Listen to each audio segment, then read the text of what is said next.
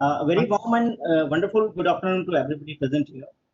Science and technology help each other advance. Scientific knowledge is used to create new technologies. New technologies often allow scientists to explore nature in different ways and make new discoveries.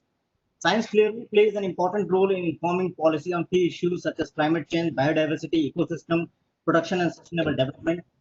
Similarly, technological advancements can also help reduce impact of climate change in a variety of ways. Further, science and technology innovations have close linkages with social, economical, and behavioral changes that humanity goes through, and overall, it helps us move towards a knowledge base which guarantees a world full of peace, full of safety, and also sustainable growth.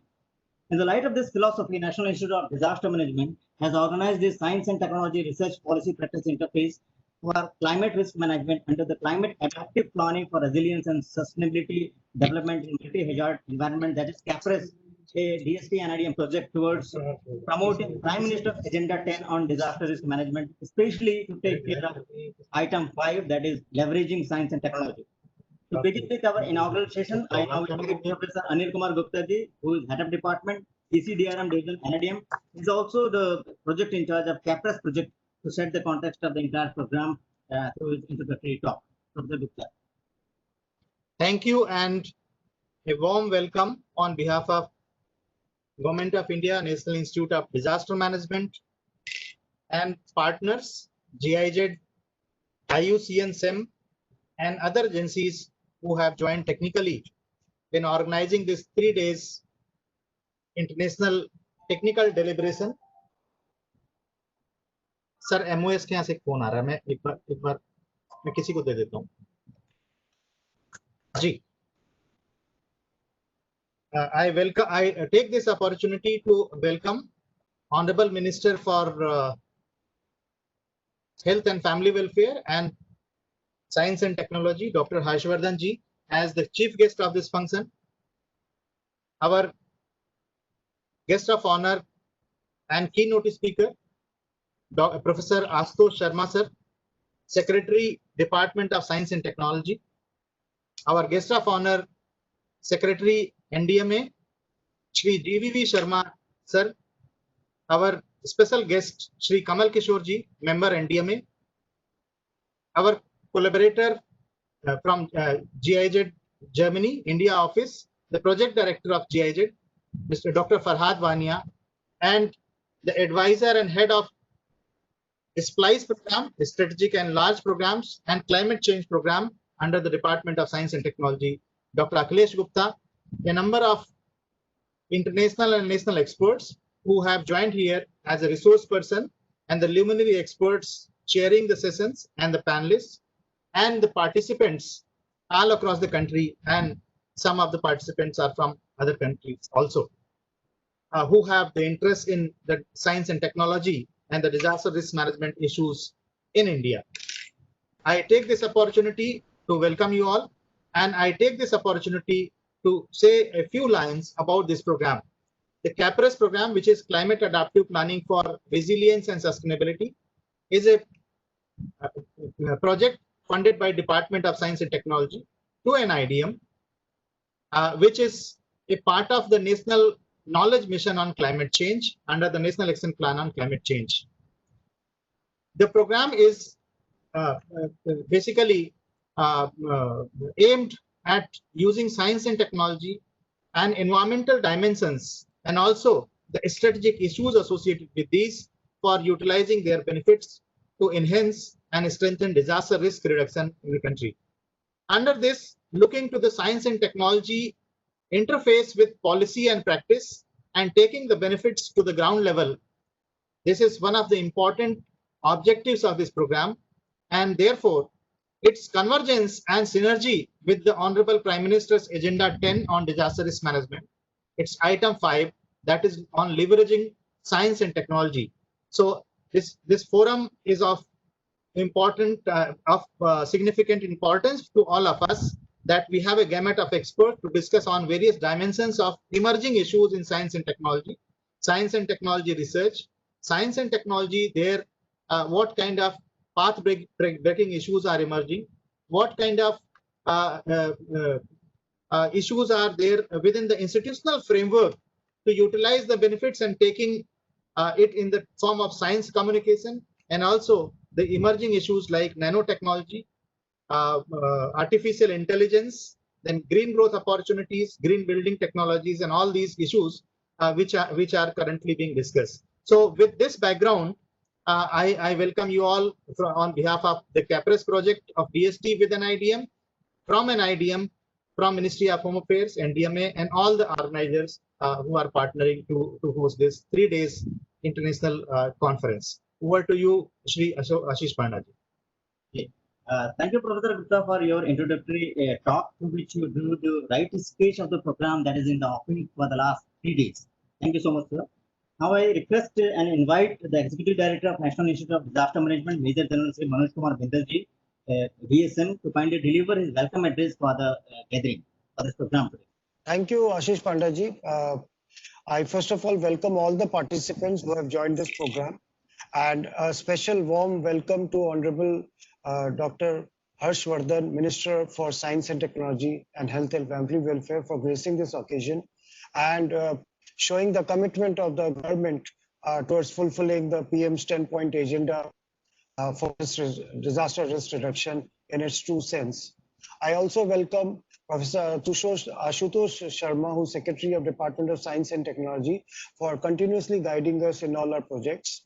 I also welcome Mr. GVV Sharma, a Member Secretary NDMA of the Apex body, for being part of this program and giving us the necessary guidance and the strength to keep going forward. And Shri Kamal Kishorji, Member NDMA, who's always a guiding light in all our programs. Dr. Akhilesh Gupta, we have been interacting with them with this Caprese program, and we keep constantly taking his guidance and support in all our documents that we print out.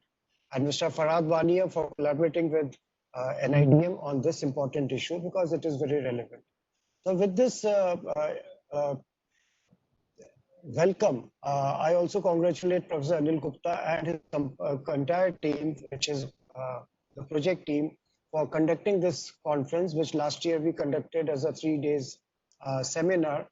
This time it is being conducted as a 3 days conference, so that the relevant issues are driven home properly.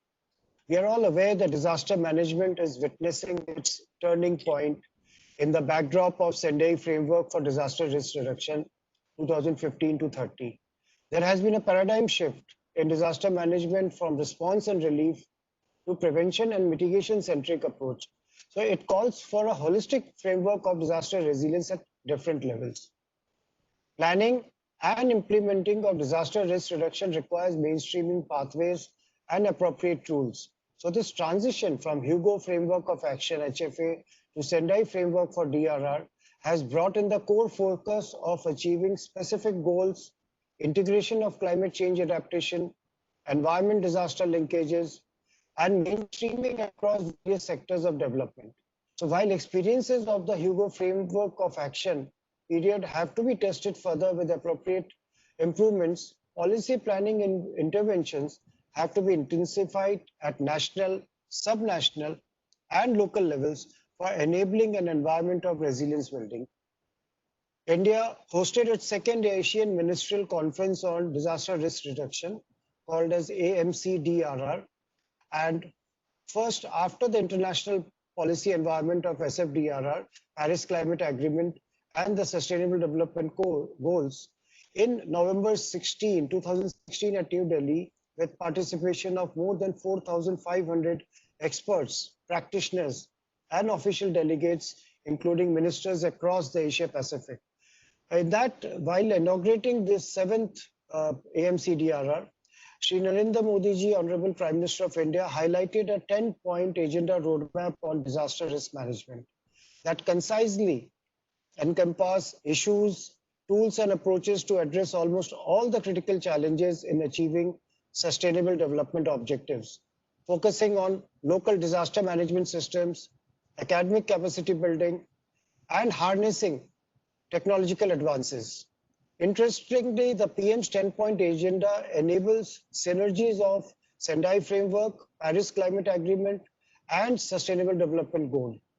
In India's roadmap on disaster risk management. Point 5 envisages the features which are being discussed in this seminar.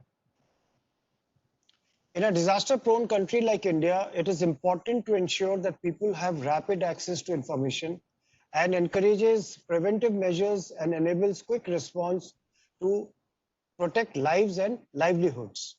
So completely avoiding the natural disasters is not possible, but minimizing the suffering by creating proper awareness through early warning systems can enhance the efficiency of disaster risk management.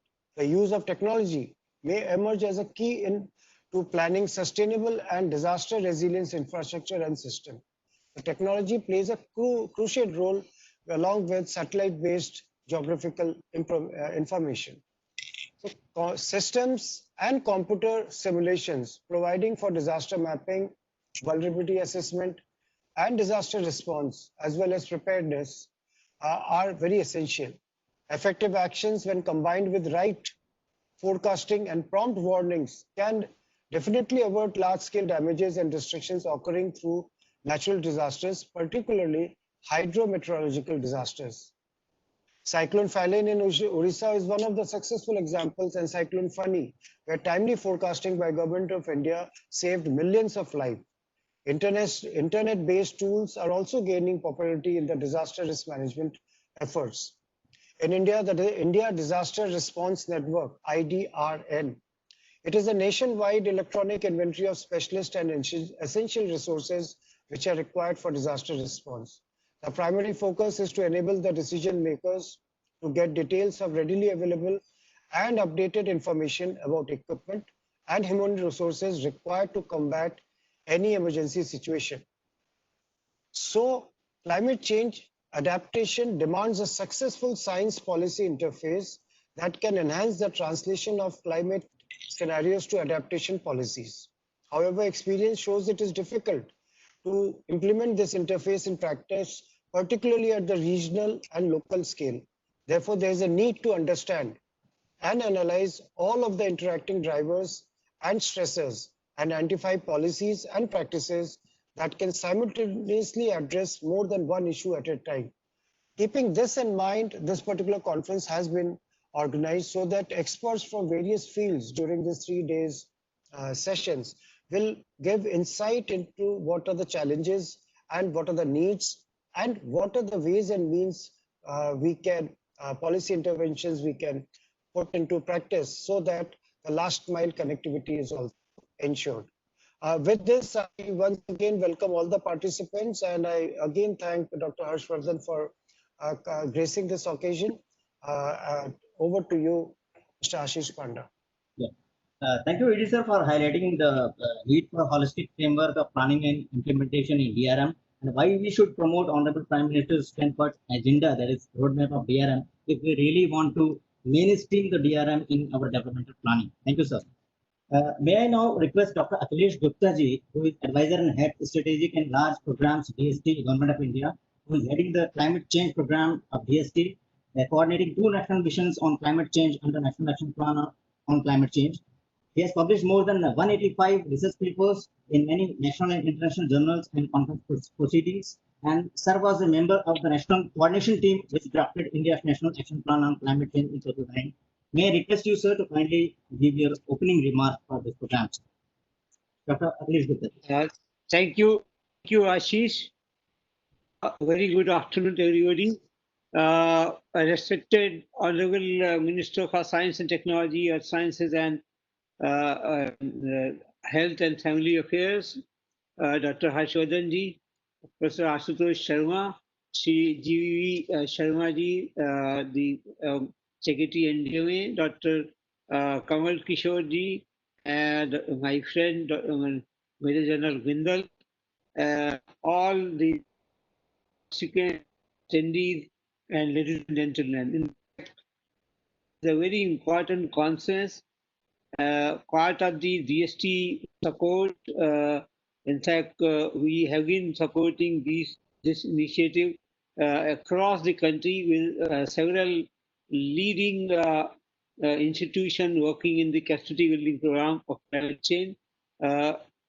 In fact, this the theme that has been chosen for this conference, we act today, because now it is in fact the nexus and the interface of the research and action factors, that include training, community participation, and public awareness, is very crucial at this juncture when country is in fact facing the impact of even in terms of flooding in different parts of the country. We had cyclone recently and so on. And we are already with another epidemic.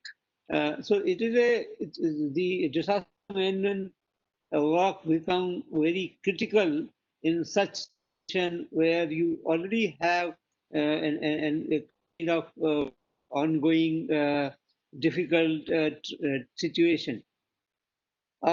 In fact, so much similarity and dissimilarities are there between the climate change and the COVID. For example, common thing is that both are in fact impacting poor more than the rich. The only difference is that one is short term, other one is long term. But the core issue addressing the problem of climate change as well as COVID is, and that it is the science and technology that has the solution for both these problems, and therefore it's very apt for NIDM to have chosen the SNT research interface with the quality and action in this conference. So I won't take much time, and I would, on behalf of DST, I would like to thank all the participants and welcome all the participants for joining this very important conference. I wish this conference a very grand success. Thank you very much. Thank you, Dr. Gupta, for highlighting the fact that as countries facing impact of extreme weather events, that is why there is crucial capacity building need for climate change adaptation as well as DRR in our countries. Thank you, sir. Now I request Mr. Farhad Vania ji, who is a Portfolio Management Advisor in GIZ India. He is advisor to the Country Director of GIZ India, and he oversees India portfolio development for GIZ India. It includes interfacing with several central government ministries and departments as well as state government ministries and departments, and also the donor agencies, training, research, and academia. He has more than 15 years of experience with various projects related to CSR, forest, wildlife conservation, environment, etc. So I request Mr. Vania to kindly give his opening remarks for the program. Mr. Vania. Thank you very much, Pandaji. Dr. Harshvardhan, Honorable Minister for Science and Technology, Health and Family Welfare, Dr. Ashutosh Sharma, Secretary, Department of Science and Technology, Dr. V.V. Sarma, Member Secretary NDMA, Kamal Kishorji, Member NDMA, Dr. Akhilesh Gupta, Advisor, Head Splice DST, Dr. Hank Peckdam, who WHO representative, I hope he's here with us, and Major General Manoj K. Bindal, Executive Director, NIDM. Good afternoon, everybody, and it's a pleasure to be invited to address this August gathering on this very important topic of policy and practice interface for climate risk. On behalf of GIZ, which is the technical cooperation arm of the German government in India, and the German embassy, which actually supports all our work in the form of the Ministry for Economic Cooperation and Development of the German government, it is my pleasure to be part of this e-conference.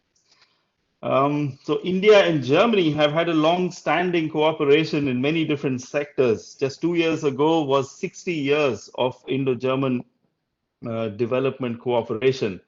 GIZ itself as an organization has been in India since the early 70s. So you can see that it's been a long-standing collaboration. The areas of cooperation have changed over the years. We now have energy, environment, economic development, social security, and urban development, which are part of the agreement between Government of India and Government of Germany for bilateral cooperation between both countries. We do know, how climate change is increasingly becoming a global problem and how it undermines the achievement of SDGs and other development goals of individual countries. And if it is not addressed or mitigated in a way that can be perceived by the general public, all the effort of government and agencies and everybody else who is trying to get on the right side of this whole crisis will be undermined. Already there are observations of how changing climatic conditions are increasing, and the frequency and intensity of disasters at the same time are causing widespread impact on infrastructure, livelihoods, and on natural ecosystems. So it's also not surprising that there's a German-based company called German Watch, which has ranked India 5th in the Global Climate Risk Index of 2020. Some of the key sectors impacted by climate change, according to this agency, are agriculture, water, infrastructure, health, and forests.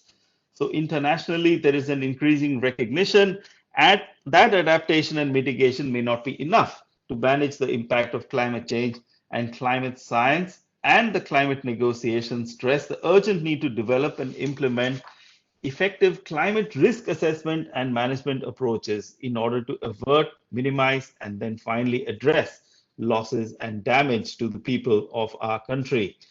It would be imperative to bring in research and technological innovation into the climate risk management approaches, not just by promoting research, but also bringing scientific advancements into planning and implementation. This will also help in strengthening this science policy practice connect, which this conference is all about. Capacity building in terms of improving knowledge base of key professionals and stakeholders, including officials and policy planners, is critical in achieving the goals and addressing climate change risks as part of the comprehensive climate risk management, and is a key in the Prime Minister's 10-point agenda for disaster risk reduction. So what are some of the German initiatives on climate risk in India? I'll quickly just profile a few. As we all know, India has launched the International Initiative Coalition for Disaster Resilient Infrastructure, CDRI, under the leadership of Honorable Prime Minister. As some of you will be aware, in February this year, Germany formally joined this coalition and is now actively working with NDMA and the CDRI Secretariat. At the national level, we have been working on aspects of adaptation to climate change with the Ministry of Environment, Forest and Climate Change. Some of the priority issues in collaboration with our ministry have been the development and operationalization of state action plans on climate change, adaptation financing, and climate risk management. Innovations in insurance and other financial instruments are projects that are currently in the making. GIZ and the Ministry of Environment have initiated a new cooperation on climate risk insurance, where the focus will be on application of digital technology for the implementation of insurance approaches in rural areas to cope with loss due to extreme weather events.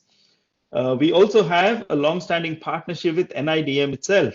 Now, with the evolving policy context and international discourse on climate change adaptation and disaster risk reduction, and the SDGs, it is important for the two organizations to work together in the area of climate and disaster risk. As I understand, GIZ, along with NIDM and other organizations, have come out with a methodological guidance on climate risk management in India, which brings climate change and the disaster context together.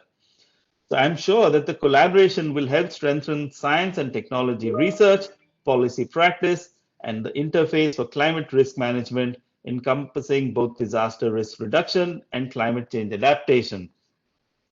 I see this conference as an important platform for sharing knowledge, experiences, and best practices by engaging experts from national, international, and state level institutions and agencies.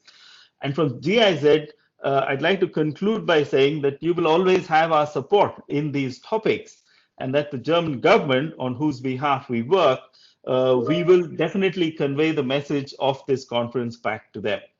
Thank you very much. Thank you, Mr. Farhad, for speaking highly about Indo-German collaboration for the last 60 years, sir. You rightly said that despite the fact that India is being recognized at the world level through global climate risk rating, but the fact is climate change undermines all the effort that we make in the areas of SDGs, and therefore we should go for effective climate risk and management mechanism. Thank you, sir. Now we have with us Shri Kamal Kishorji, Member National Disaster Management Authority. Sir has worked on DRR and recovery issues for the last 22 years and at local, national, regional, and global levels. And before joining NDMA, sir was with the United Nations Development Program for the last for nearly 13 years. He served in New Delhi, Geneva, New York. He has supported post-disaster recovery through strategic advice, needs assessment, program development, and coordination after major disasters in countries like Bangladesh, India, Indonesia, Iran, Myanmar, to name a few. So I welcome Shri Kamal Kishorji for his opening remarks and especially at this place. Kamal Kishorji. Thank you very much, Honorable Minister Dr. Harshvardhan ji, colleagues from NDMA, the ministries from NIDM, as well as the international partners, including GIZ. Thank you for inviting us from NDMA to speak to you this afternoon. Optimizing the use of science and technology for reducing disaster risk, saving lives, and also saving economic impacts, saving livelihoods is a key priority of NDMA. The Prime Minister's initiative on Coalition for Disaster Resilient Infrastructure is also one of the things NDMA has been working on, and one of the key objectives is to really foster global collaboration in order to make the most of scientific and technological knowledge and skills and capacities that we have to reduce disaster losses, which have been escalating exponentially for the last few decades. Now, in the interest of time, for this particular event, first of all, I would like to congratulate NIDM and its partners for organizing it. I just want to put before you 5 key points that I would encourage you to take into account while developing a science and technology agenda for disaster risk management in the country. My first point is that we really need to make sure that whenever we're working on scientific and technological applications, whether it's climate-related hazards or geophysical hazards, we really should have very sharp problem definition as to what is the problem that we are trying to solve. In the absence of that, what happens is that a lot of unfocused initiatives develop, which do not really solve the priority problems that are there in the disaster risk management sectors. In the cyclone early warning system, for example, one of the reasons we've made progress is that we've had a very clear idea of what is the priority problem that we want to solve. The first priority is to know as early as possible the location of the landfall. The second priority is to get to know the maximum wind speeds, how they will be gusting, and so on. The third is to know about the storm surge. The fourth is to know about the accompanying rainfall. Because all of these 4 problems, from the outside, they may look, all the same, but actually the science involved in addressing all of this is quite different, quite sophisticated. It may be interconnected, but it is really important to have very clear idea. Now, if you take the same analogy to earthquakes, now 80% of the country's building stock is brick masonry buildings. Clearly, coming up with scientific and technological solutions that make brick buildings stronger, new ones as well as the existing ones, is a clear, sharp problem that we need to address. It's a priority problem. It affects a very large number of people. So I think that's one thing I would say. Rather than have a supply-driven approach to application of science and technology, we need to have a demand-oriented approach to it, and that requires a sharp problem definition. The second point, which is said again and again, but not done enough, which is really looking at the intersections of different disciplines. So we have, sometimes one goes to so-called multidisciplinary workshops, and there you have a climatologist, a meteorologist who's working on synoptic scale, another meteorologist who's working on a regional and seasonal scale, and they call it multidisciplinary. Yes, of course, that's multidisciplinary, but really we have to get out of our comfort zones. A meteorologist needs to talk to a hydrologist needs to talk about a hydraulics person, a hydraulics person needs to talk about somebody who understands river morphology, this person needs to talk about an urban planner needs to talk to what a sociologist is doing about urban sociology. Unless we become comfortable with working across disciplines, we will make limited progress. And we have to go beyond paying lip service to the notion of multidisciplinarity to actually practicing multidisciplinarity. My third point is that we really need to make sure that we develop a notion of global public good. Whatever applications we develop, especially in the area of disaster risk management, we should make it widely applicable. In the absence of that, there will be a lot of duplication. So whatever we develop not just for our own specific context. We may develop it for our own specific context, but it has to be utilized optimally across the world. The rate at which risks are increasing, the rate at which the disaster losses are increasing, we just do not have the luxury of duplicating each other's work. So we really have to rise above our narrow interest to advance the notion of global public good. We are seeing that happening in the context of COVID-19 on all the aspects where we are collaborating across the world. We are developing systems which are applicable more widely. We are making progress. My fourth point is that the technical and scientific institutions really have to start adopting the local areas. So if there are universities that are in coastal areas, they should really be the best source of expertise on coastal hazards. If there are universities that are based in hill towns, they should be really the best experts on what happens in landslides and what are the methods for mitigating the impacts of landslides. That's my fourth point. My fifth point is that we have to have a dialogue between users of scientific information and producers of scientific information. We have a lot of scientific conferences where scientists talk to each other, and we have a lot of applications or practitioners conferences where practitioners speak to each other. That dialogue does not happen. As a result, what happens is that we do not maximize the use of existing science, existing technology. Wherever that dialogue has happened, we have rapidly reduced losses. See the example of heat wave related losses. In the last 3-4 years, there has been an exponential downward trend in heat wave related mortality. And that has happened because the producers of scientific information, which is the India Met Department, has been talking to disaster managers like us, public health people, so that they know what is the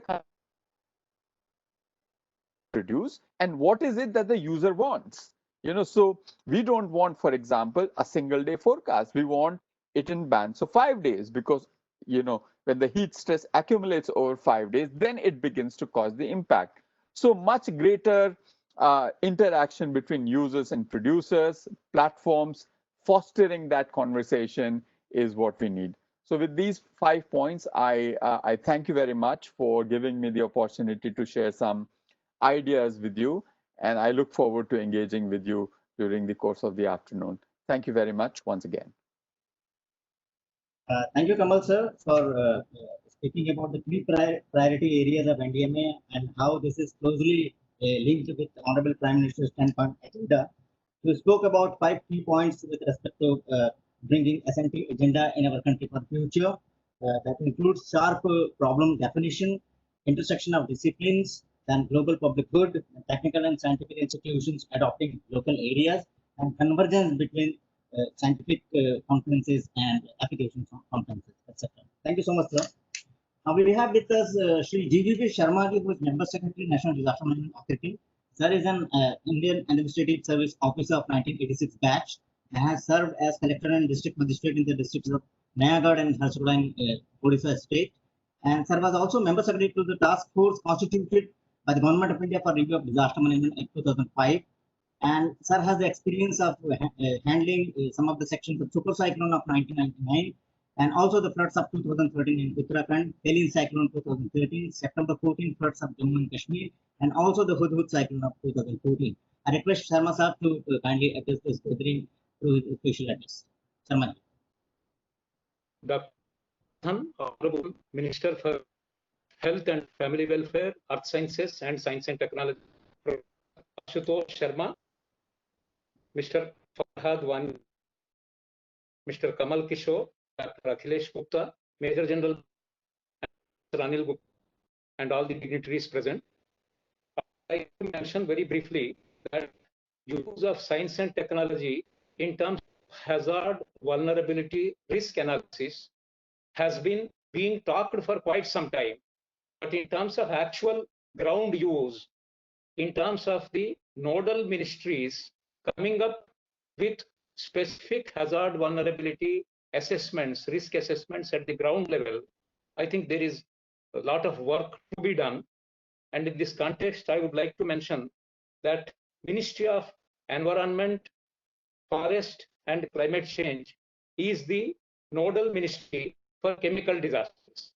Similarly, Ministry of Earth Sciences is the nodal ministry for earthquake. Ministry of Mines is the nodal ministry for landslides.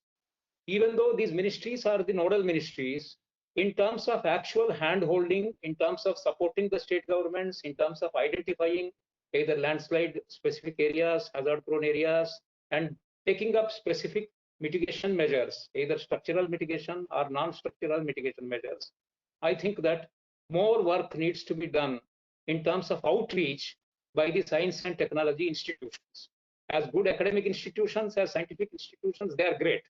But in terms of actual outreach and in terms of supporting the disaster managers at the ground level, I think more work needs to be done. In this context, I would like to mention that the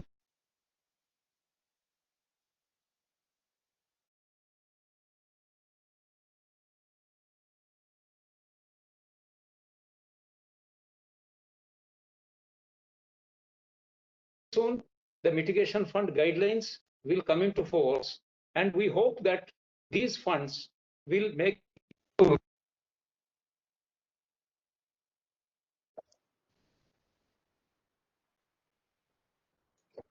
there for any conscious structural or non-structural mitigation measure which they may be adopting. I would also like to mention in this context that as the COVID pandemic has shown, it is also an opportunity to try various new technology options. Like, for example, without any advanced conscious planning, we could see that a lot of startups with small geofencing apps have come forward for identifying quarantine of the people who are at risk. Similarly, GIS-based analytical tools came up. A lot of technology options came up. So therefore, this is a good opportunity to see why similar replicability cannot be done in terms of handling other disasters, other hazards like landslide or earthquake, or doing mitigation work for other, including the earthquake resilient infrastructure. And another point I would like to mention is that, as Mr. Kamal Kishore has mentioned, interdisciplinary areas require good deal of trust, no doubt. But this actual trust needs to be implemented on the ground. Like one small example I would like to mention that the subject environment science is not considered as an appropriate subject in postgraduate level in many Indian universities, with the result that if somebody is not from botany or zoology, and if somebody has done environment science, even after the person has done PhD, the career prospects would be limited.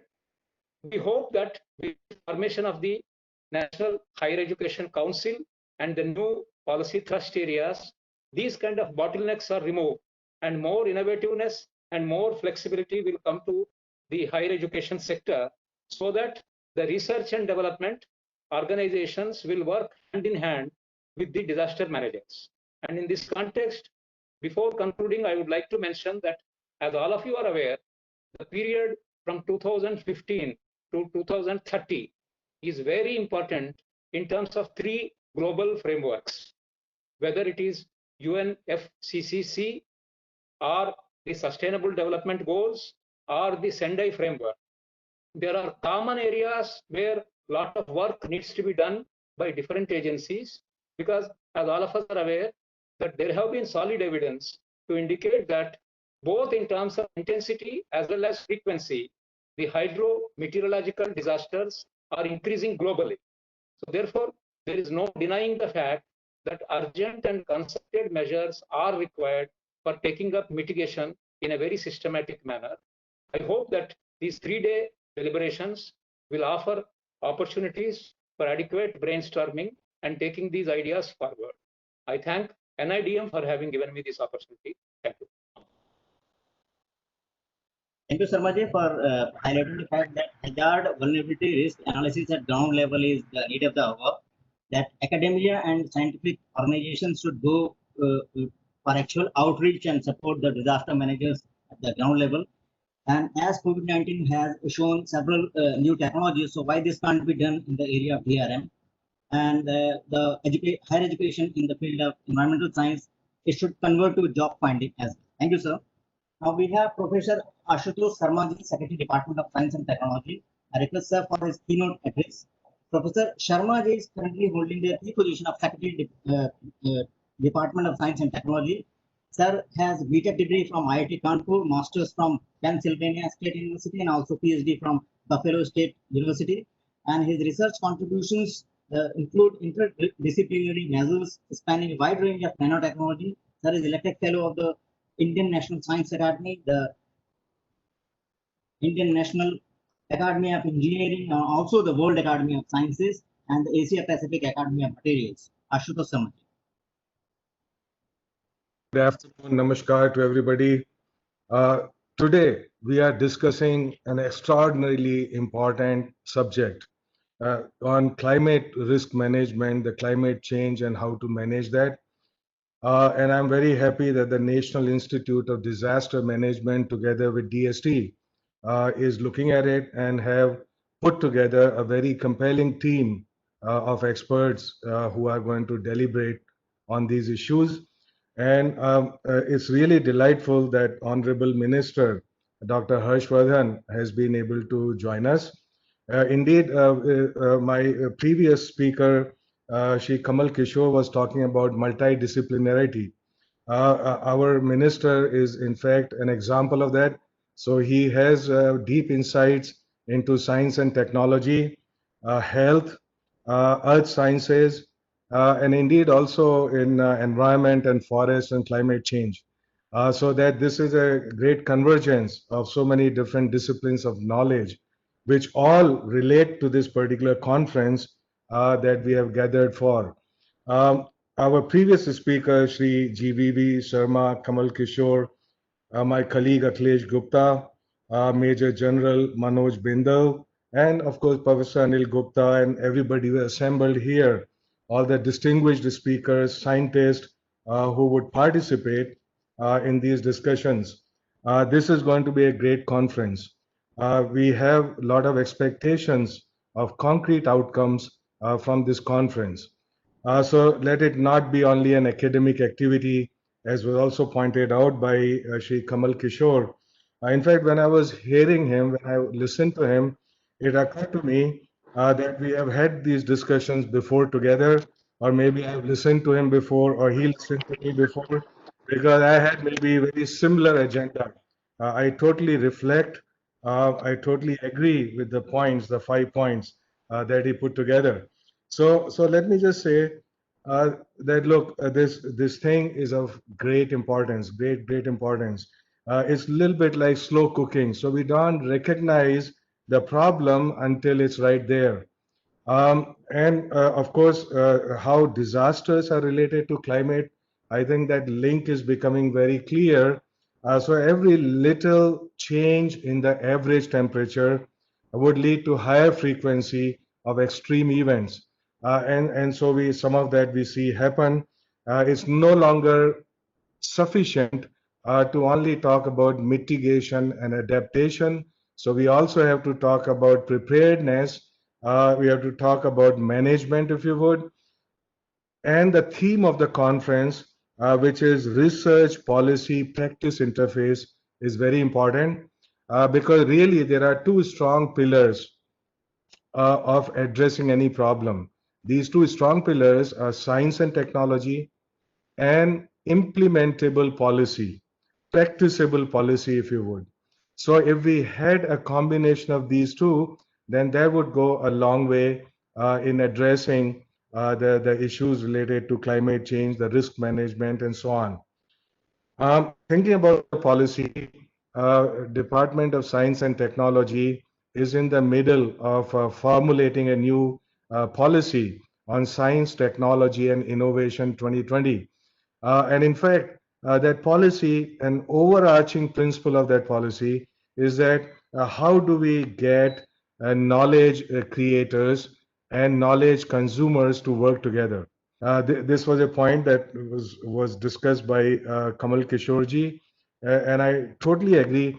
See, the problem in our science and technology is not so much in the strength of our silos. If we look at in isolation, if we look at the strength in R&D, we look at the strength in IITs, universities, R&D labs, we have some of the best human resources in the world. We have a fairly good infrastructure. India is number 3 in producing the number of scientific publications, which basically means that it points to the intensity of activity and our capacity for scientific research. The problem is that the people who have to use this knowledge, there is either not a sufficient pull by them for the knowledge, or there is not a sufficient push for that knowledge going to the people who would actually make use of that knowledge. So the practice part is really important. Now, of course, when we look at the problem of climate change, the problem of climate change is global. Of course, we know that. If you look at the per capita emissions in India, you can clearly understand that we are not part of the problem. We have not been part of the problem in terms of cumulative emissions which drive climate change. However, we simply cannot shrug our shoulders and say, look, we are not part of the problem and we still need to develop. I mean, we are quite some way off from there, so that we need to develop, and clearly we need to have efficient use of technologies, the growth technologies. But we are certainly have to be part of the solution, regardless of whether we are part of problem or not, because it affects us. And as was pointed out, that we are, in terms of vulnerability, number 5 in the world in terms of disaster. So we have to be Atmanirbhar in related to how we manage our disaster preparedness and everything else. So Atmanirbharta, both in science and technology and its applications, is important. And what basically means is that we need to work together. And COVID-19 times have taught us some lessons, which are in fact important, which are in fact relevant for solution of all problems, not just related to this particular virus. The problem of climate change, the problem of sustainable development, the problem of antibacterial resistance, the problem of rise of intelligent machines. These are overarching problems of all foreseeable future, or even beyond the foreseeable future. even much after COVID-19 times would become a little footnote in the margin of history. These problems are going to be with us forever. So it's clear there is something that we need to put all the actions in place now before the disaster is there, or the climate changes are there. In all of this, I would just conclude very quickly now by saying that connecting our systems is very important. What are these systems? So if you look at end-to-end ecosystem of knowledge, that of science and technology, it may start from education, higher education, but even school education. And it's very important that we pay attention to that as well, because it's a cultural issue as much as it is science and technology issue.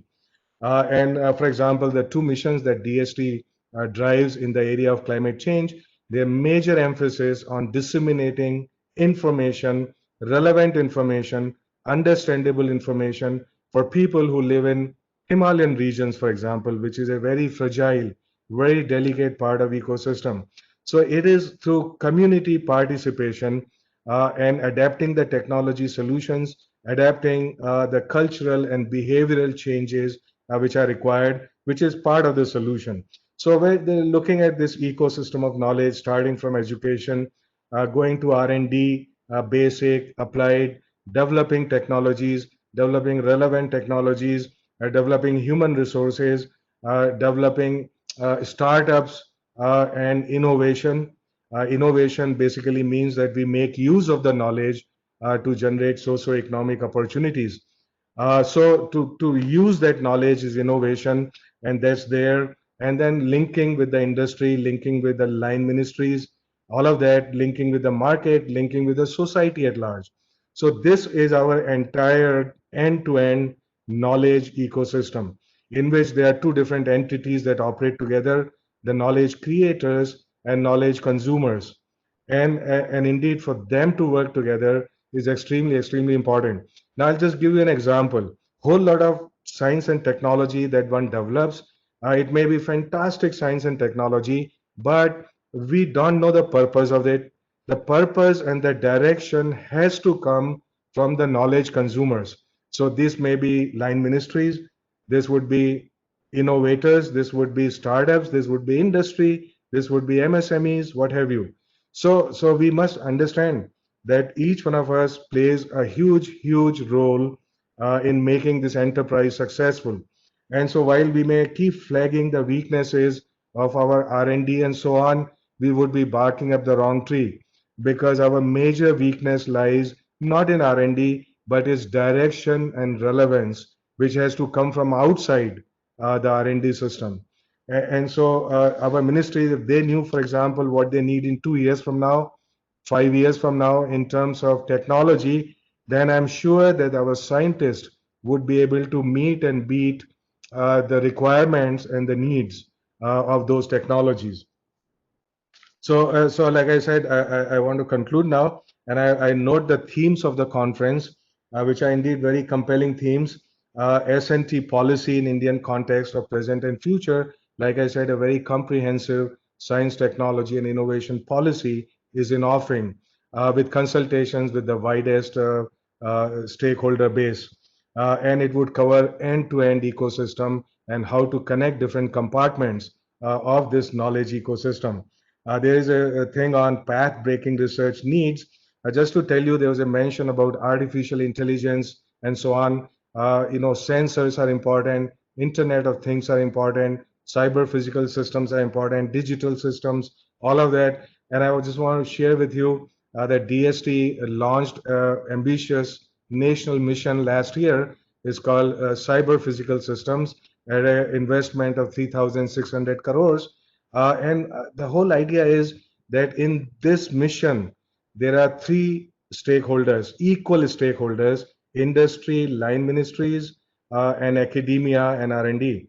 So it's like triple helix, and we have to work together to make sure that the fruits of R&D are actually reaching us. And I would request everybody here, if you got an idea about artificial intelligence, machine learning, digital, cyber, or convergence of these technologies in any form, for disaster management, preparation, and so on, please reach out to us and we would connect you with the right people to get the information. Role of industry and private sector, yeah, everybody knows that they have to be, rather more active, rather more proactive about knowledge economy. Historically, our industry did not flourish by knowledge. Sometimes they flourished by not what they knew, but who they knew. But that has to change because the global competition today demands that we ride fully on knowledge, that we fully leverage knowledge. Role of disruptive technologies, that looks, yes, indeed. And this is something that our R&D labs, our education has to fully permeate into our people. So there are three ways of solving a problem that in Hindi I just call them Jugaad, Dhanda, and Panga. Now disruptive technologies belong to Panga, and I wish that there is more Panga that people are taking on every level, and not just be, oh well, Britishers said this, so we are doing that. Okay, it's time that we did disruptive changes ourselves, not for the sake of disruptive changes, but the fact that we live in a world today wherein many solutions, effective industries would actually come by doing little bit of not only dhanda and jugaad, but also a whole lot of panga. And so climate resilience and disaster safety development, another session, very good, whether it's agriculture or what have you, green growth, sustainability. So I want to congratulate everybody again in going forward, in having these very deep discussions about science, technology, and innovation. Please think about two aspects in addition to all the deep technology discussions. Think about two specific aspects. How would these technologies go where they're supposed to go? What is the connect we need? And who actually would be responsible for that connect? If there is any help, if you think that we need to help in any of this, feel free basically to just tell us what is it which is needed. Right. The second aspect is all of these technologies and stuff. How do we disseminate the information? I'm not talking about deep technology knowledge. I'm talking about in simple words that people can understand, and therefore it has an impact on our culture and on our behavior, because those are indeed the very foundations of how we are going to be addressing the challenges of climate change, environment, and indeed all the things that matter going in the future. So thank you very much indeed for holding this meeting, and I wish all the very best to participants in generating this knowledge, and please do connect with us later. Thank you. Thank you, Sharma sir, for highlighting the need for multidisciplinary needs and their convergence. You spoke about the linkages of climate change parameters with extreme weather events. We also spoke about the combination that should be there with respect to science and technology innovations and also practicable policies. You rightly said, sir, that India, though not being part of our problem with respect to global climate change, but we should definitely be part of its solutions. And then you said that purpose of science and technology innovation should come from the users, and there is every possibility to use artificial intelligence with respect to disaster risk management. Thank you, sir. So now we have reached to the end of this inaugural session. As they rightly say, every ending has a new beginning. With this positive thought, I request Professor Anil Kumar Gupta ji to propose a vote of thanks for all the distinguished guests of honor, distinguished delegates, and also the participants present today. Please, Dr. Gupta. Thank you, my colleague, Mr. Ashish Panda. On behalf of the National Institute of Disaster Management, the collaborating partners for organizing this 3 days international conference that includes GIZ Germany India office, FICCI, International Union for Conservation of Nature, Council of Ecosystem Management, Gorakhpur Environmental Action Group, and Springer Nature Publishing, and many others. On behalf of the team of the organizers, I take the opportunity to extend sincere thanks and gratitude to Honorable Minister Dr. Harshvardhan Saab, who was here till now, but he had got some very emergent issue, so he'll be addressing us tomorrow as the first speaker. We also received the personal blessings and message from Dr. P.K. Mishra, Honorable Principal Secretary to Honorable Prime Minister. So thanks to him, as both of the Minister and Dr. P.K. Mishra has always been our guiding sources and supported the endeavors of NIDM also and the entire disaster risk management fraternity. We have been pleased to welcome and listen to the keynote speaker of the day and the special guest, Professor Ashutosh Sharma. Listening to his words of wisdom is always very useful to us, and he has given a kind of a guiding lines for us to move ahead for utilizing science and technology in better ways. And there he offered a lot of support from the ministry side also, and we'll certainly look ahead for working together, working closely with the institutions under Department of Science and Technology and other ministries, and jointly with various other partners also.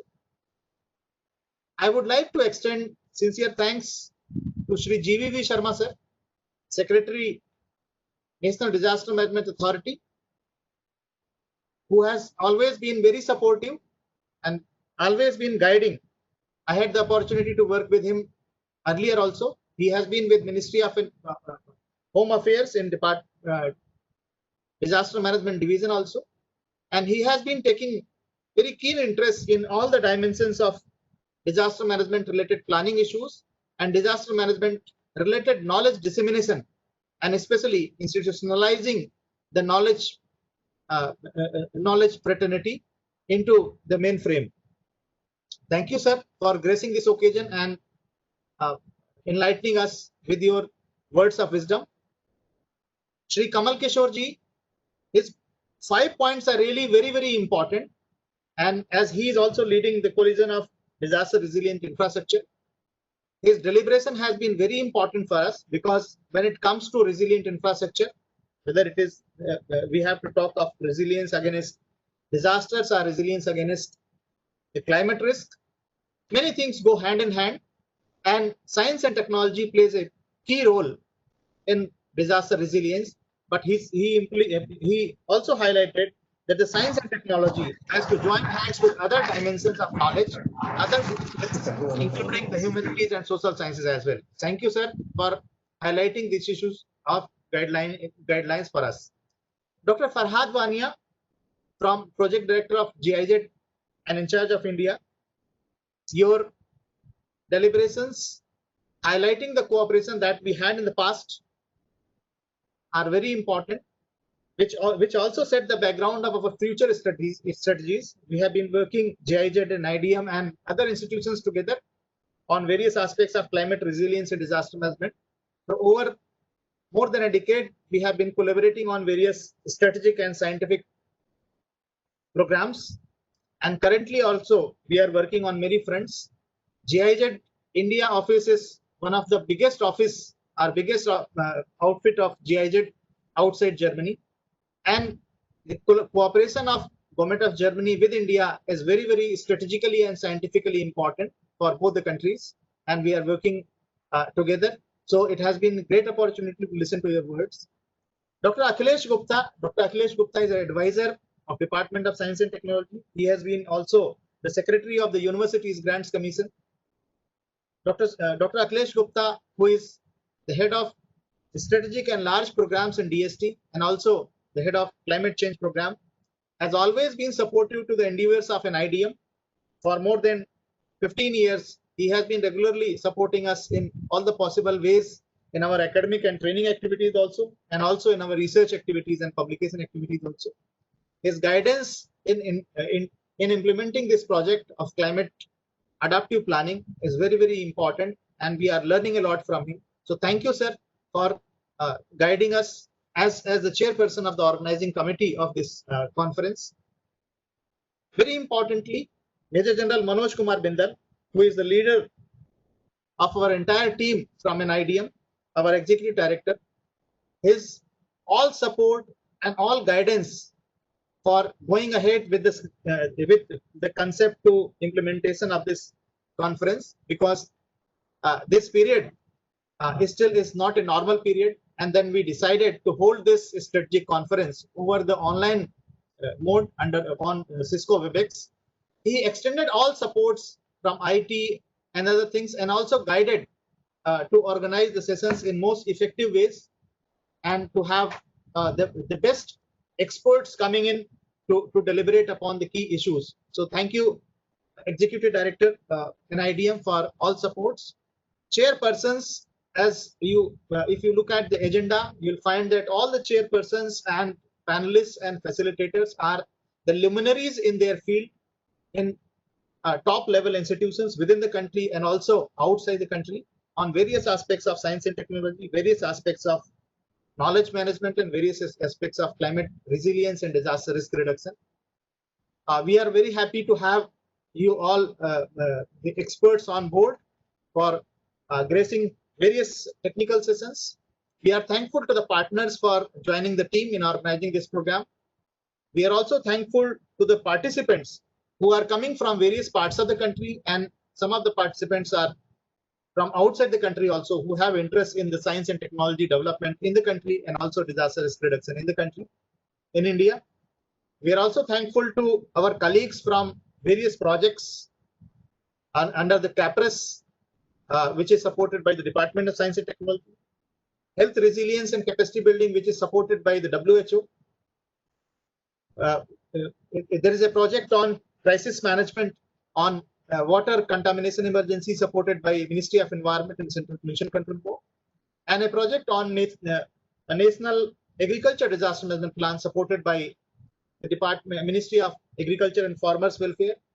So we are thankful to all the entire team under this project, who have been working for past 10 to 12 days, almost day and night, for making preparations for this program, and their hard work has to be recognized. So thanks to all of them.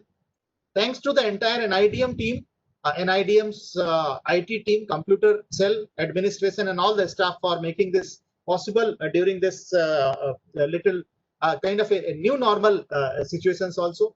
And thank you one and all for making this program a success. And thanks to all for gracing the inaugural session and giving us the guidance for next 3 days of the knowledge journey. So thank you very much. And again, over to Mr. Ashish Panda.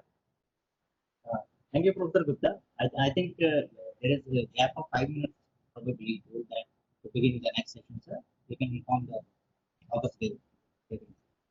Thank you, Ashish Panda ji, for nicely moderating the session. And now we move to the special policy panel 102, that is Science and Technology Policy in India, Context of Present and Future. The session is chaired by Dr. Arbinda Mitra, Scientific Secretary in the Office of Principal Scientific Advisor to Government of India. And we have the distinguished panelist, Professor Sudhir Jain, who is Director of Indian Institute of Technology, Professor Rajiv Shah, who is from Kyoto University, Japan, and who is also chair of the United Nations PRR Science and Technology Advisory Group, Professor S.P. Singh, FNA, former Vice Chancellor of HND Gadwal University, and Ms. Amrita Mukherjee, who is the Science Technology Policy Fellow with Department of Science and Technology, Government of India. The facilitator for this program is Mr. Chitresh Saraswat from the Australian National University, and moderator of this program is Dr. Akhilesh Gupta, advisor and head of SPLICE program and climate change program of DST. So I take this opportunity to welcome all the dignitaries and all the resource persons of this panel. This is special panel discussion. The special panel discussion is a policy panel which aims to discuss the science and technology related policy regimes in India, that how we evolved over time in our science and technology policy, and how we are envisaging our next current and the future moves, and the kind of paradigm shift looking to the various dimensions from social, technological, environmental, and disaster related issues also, and also the future developmental needs, including achieving resilient development and SDGs. So with these words of introduction, I welcome all the dignitaries, chairperson, moderator, and the distinguished expert panelists of this session. I request my colleague in this panel, Mr. Chitresh Saraswat, to please take the proceeding forward. Mr. Chitresh. Thank you very much, Dr. Anil Gupta ji, for the introduction. I hope I'm audible. Ladies and gentlemen, good morning, good afternoon, good evening, according to your different time zones. I welcome you all to the conference on Science and Technology Research Policy Practice, Interface for Climate Risk Management, Special Policy Panel on Science and Technology in India, Context of Present and Future. As Dr. Anil Gupta ji mentioned that this policy panel aims to discuss the science and technology related policies, regimes in India and anticipated paradigm shifts to address the present and future development needs, including achieving sustainable development goals and resilient development. Before we move forward with the panel discussion, I would like to invite the chairperson of the session, Dr. Arvind Mitra, who is a scientific secretary in the Office of Principal Scientific Advisor to the Government of India, for opening remarks. Dr. Mitra has extensively worked in the field of geology and has experience of more than 30 plus years. He played a seminal role in formulating the long-term science strategy of the Indian Antarctic Mission, and his extensive work brought a paradigm shift in Indo-American cooperation in science, technology, and innovation. So I would like to invite Dr. Mitra for his opening remarks. Dr. Mitra, floor is all yours, sir.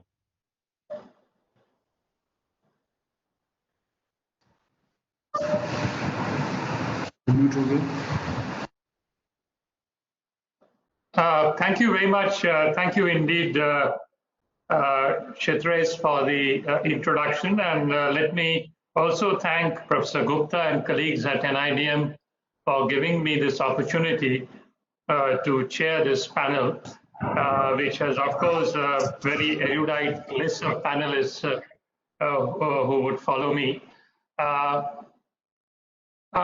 It's actually very topical that we are discussing this particular issue on S&T policy for disaster management at a time when actually the nation is going through the process of spelling out a new science, technology, and innovation policy, which is in the offing.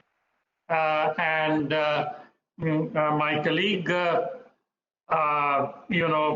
from DST, Dr. Akhilesh Gupta, I'm happy he's the moderator. He would throw more light on the process that is being followed to actually spell out the new policy, which is currently in the making. I would rather confine myself to actually speaking about the role of science and technology and the modern developmental challenges. As all of you would actually agree, today's most pressing issues and developmental challenges which nations across the world is facing have a very strong scientific and technological dimension. Science and technology-led innovation offers therefore a great opportunity to address some of these multifaceted challenges which are now truly global in nature.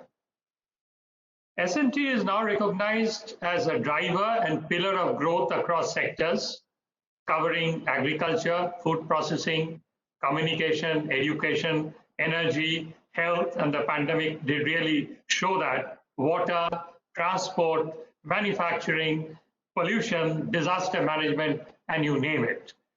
So for a diverse country like India, science and technology is therefore expected to touch the lives of people and is seen to be a tool that enables ease of living for common citizens.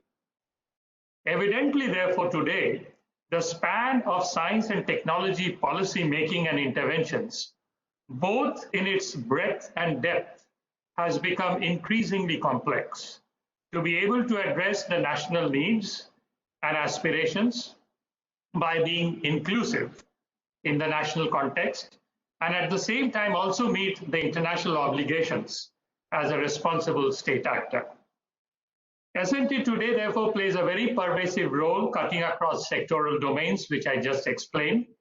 The contemporary S&T policy mechanism, therefore, unlike in the past, the policy-making mechanism, unlike in the past, cannot be seen to function and work in isolation. S&T, therefore, is not today can be looked as a vertical silo, but it is therefore a very horizontal cross-cutting thing. It needs to be both overarching as well as encompassing to make it convincing to both the polity and people. To make this happen, the S&T policy mechanism, which has to envision the creation of domain-specific technology platforms. For example, we are talking today of disaster management, for service delivery through effective R&D knowledge convergence from diverse scientific sectors that needs to be put into a technology platform that can be then leveraged for actually taking quick decisions on the ground. This requires, therefore, an end-to-end S&T embedded strategy across various arms of the government, including social, economic, and infrastructure ministries and departments. And this is very important today. Science and technology policy cannot be left alone, therefore, to be drafted or piloted by the S&T ministries, which has been happening in the past. There has to be an extensive consultative process where all sections of the society, all sections of the government, industry, everybody is consulted to evolve a consensus policy. And this is exactly what is happening in the current STI policy making, which Akhilesh will elaborate later on. The polity today therefore expects the adoption of S&T policy paradigm across the value chain, which includes startups, the private sector, the public sector entities, in order to unlock the potential by creating a virtuous cycle of supply and demand. And this is very critical when we actually think of making a policy paper or a policy document related to disaster management. As all of you would agree, the 21st century is witnessing a new era characterized by the rapid development of emerging technologies in the physical, digital, and biological spheres, which would transform human life. Consistent efforts are therefore necessary to utilize the best potential of such technologies in order to address humanitarian challenges such as that mankind faces, including disaster management as we know today.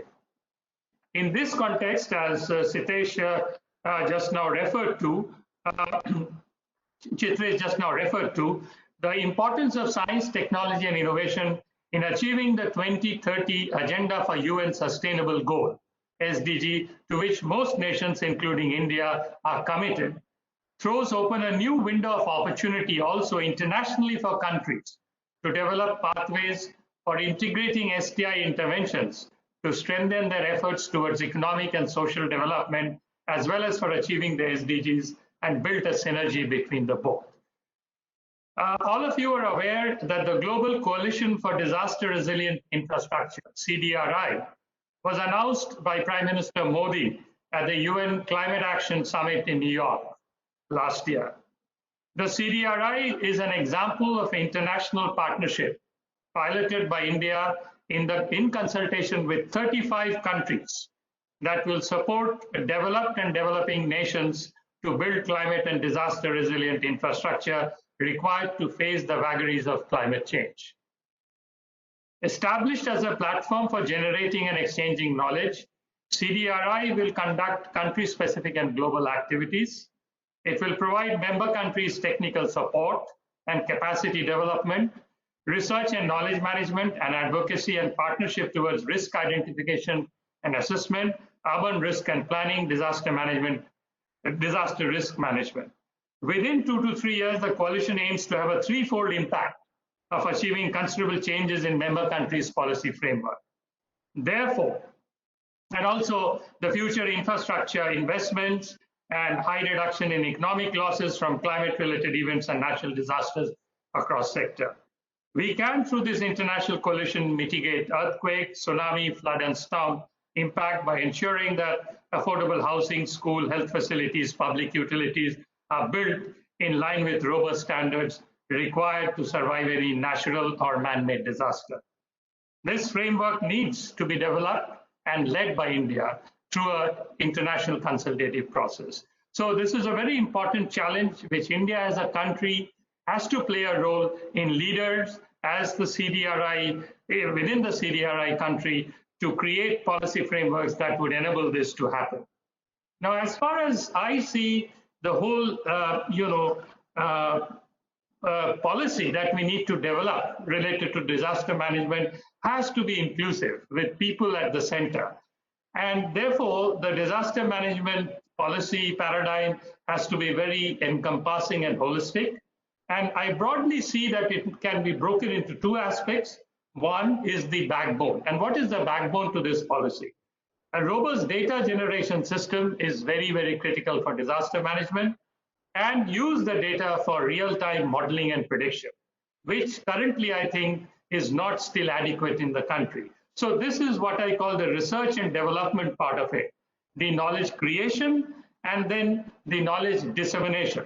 What I say is research and education. And the last aspect of it is knowledge application or innovation, which is develop technological tools for mitigation and therefore come out with innovative products that are required, equipment that are required to fight disaster. Now, this is another big challenge. I believe there's a huge amount of imports that we are doing of most of the equipment that we do that we need for disaster management. So there is a need, therefore, also to push, the development of new technologies. And the most critical thing in the infrastructure in its implementation tool is also to have the right information and communication network built in the country. So I think these are some of the pillars that needs to be looked into while developing a holistic, STI policy for disaster management. So the need of the hour today, therefore, what I feel is to integrate research, education, and innovation as a triad, so that the knowledge that we generate through the research outcome has to be applied so that the knowledge generation could also lead into into a wealth creation through its application of new technologies. So if we are able to connect these three important dots, then I think we would be able to able to develop a policy which is encompassing, and this would require collaborations both at the subnational and national and international level. And COVID has shown this partnership between R&D labs, partnership between academia, between industry, startup, diaspora, and the international community is how we need to develop in order to make a policy which is cross-cutting, sustainable, and can take India to the lead. So I think I'll end here. These were my initial thoughts, more to speak about as to how the policy framework should emerge for this. I would now, request the moderator to take it up and, invite the distinguished expert panelists to give their views. Thank you very much.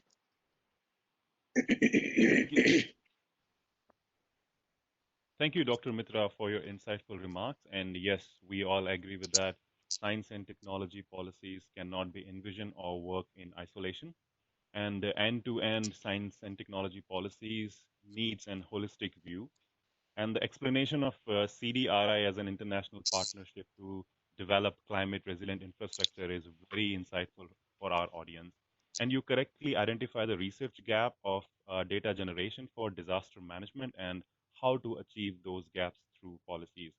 I can see one question in the section. It's for you, but I think we can come back to this one before end of the presentation or later in the before closing remarks. So I'm sure your opening remarks will help us to steer the panel discussion. And for the same, I would like to invite Dr. Akhilesh Gupta, who is advisor and head of SPLICE program, climate change program with the Department of Science and Technology, Government of India. Dr. Gupta is heading the climate change program of DST, coordinating 2 national missions on climate change under a National Action Plan on Climate Change. He has published over 185 research papers in various national and international journals. So Dr. Akhilesh Gupta will moderate this session. So floor is all yours, sir. Thank you, Chitresh, and very good afternoon to everybody.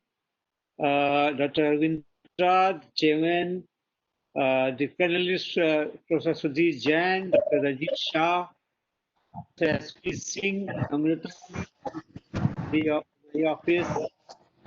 Just to explain, I see Dr. Salesh. So good afternoon to you, sir, also. Lina, my friend, and also Keetwan, Dr. Kalachan Jain, and many others who are on the panel. Very good afternoon, everybody, and I take this opportunity welcoming everybody.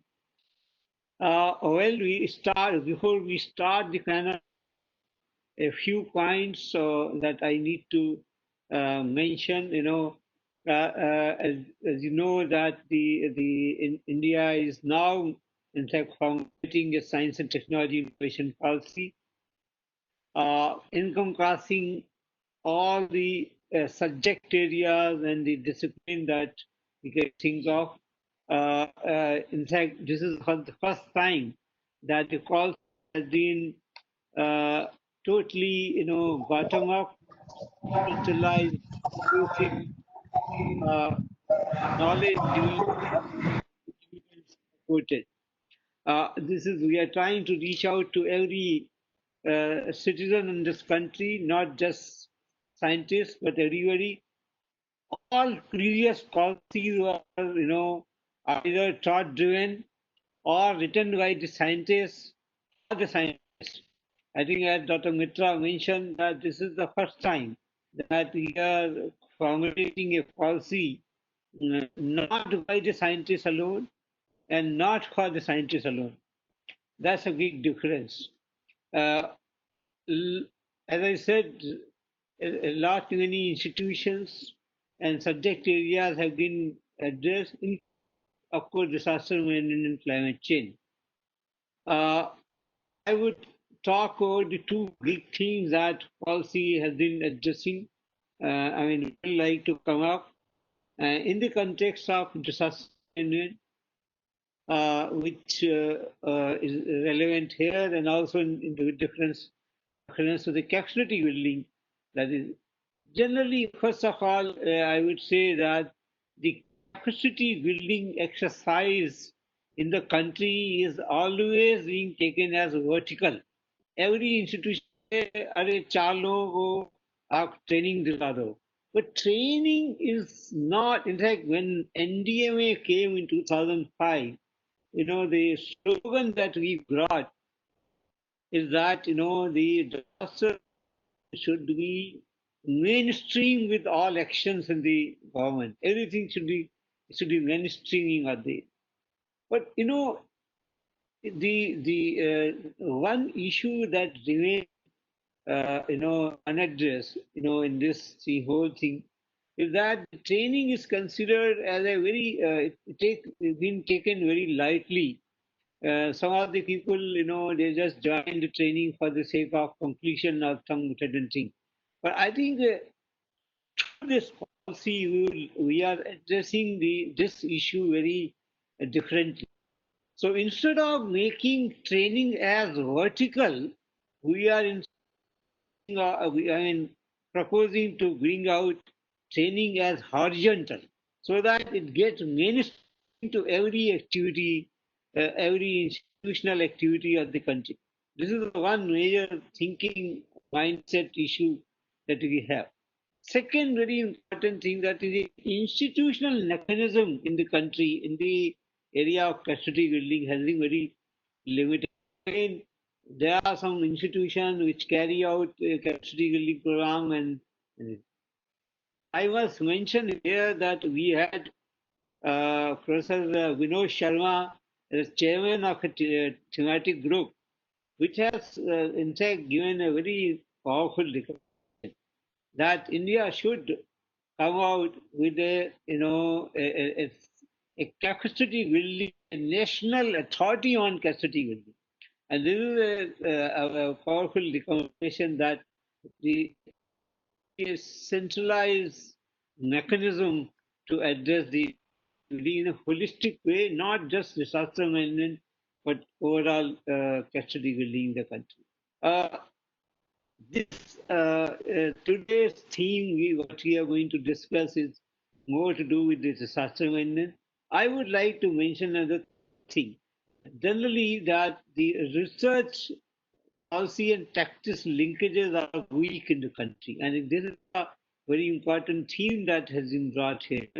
So, research institutions, as Dr. Mitra also pointed out, converting research into practice normally not very, I would say, institutionalized, and they are not do a very smooth or in a natural way. And that's why there is a need for bringing that into a policy mechanism.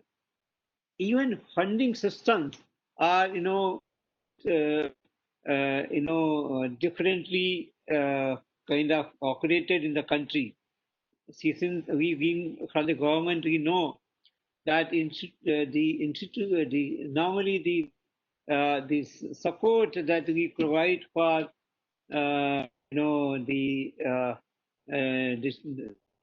for any research or practices are normally driven by the consideration that the government versus the private or the civil society organization.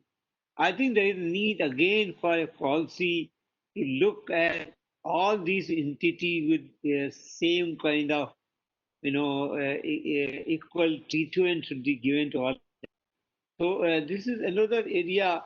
In fact, climate change and the disaster management, in fact, that is an integrated interdisciplinary issues. They cannot be just science issue. They have to be.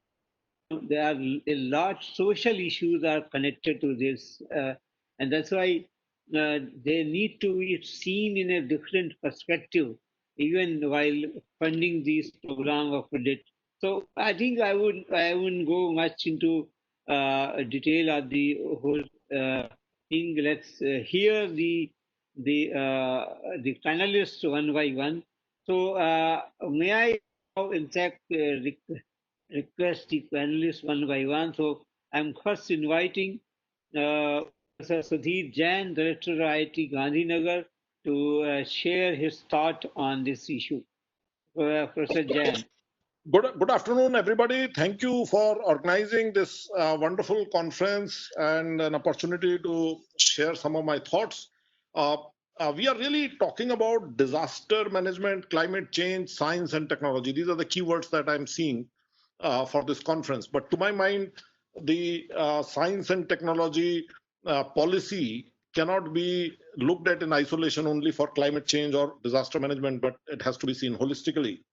And what a better time to discuss that than today, when the entire world is going through a unprecedented crisis, and the only tools we have to deal with it are science and technology. Not only the health front, not only the vaccines and the treatment and the medication, but also the IT tools and the distance related issues.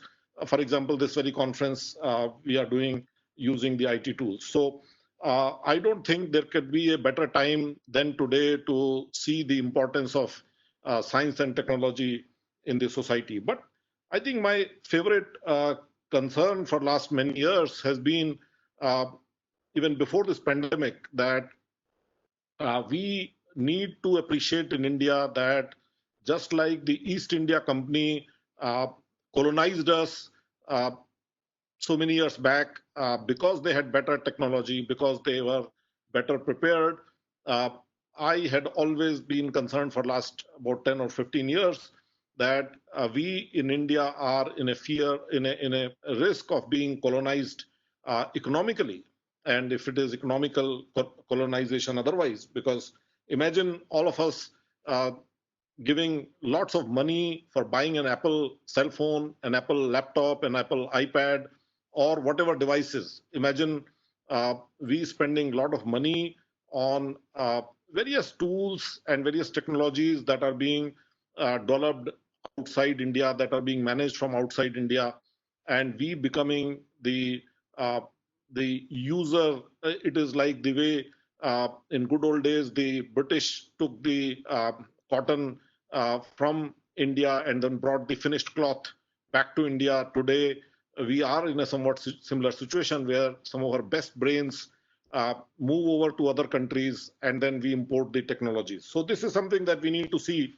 in a more holistic manner. It is not only for climate change, but it is also for the current pandemic situation. But I think it is a much bigger issue of India's economy, and because of economy, I think sovereignty. And again, the kind of stress we are seeing on our borders, I would imagine a lot of it has something to do with we not having invested enough in science and technology related stuff. So what is it that would require a strong science and technology base in India? I'm not a scholar on science and technology per se, but some of the key thoughts that come to my mind are we need to give strong fundamentals to our young people. We need to inculcate in them critical thinking. We need to make them think of innovative solutions to problems that happen, the risk-taking, the ethics of their conduct, including in science and technology, the enablement, how do we enable them, how do we encourage them, and finally, how do we recognize those who do well?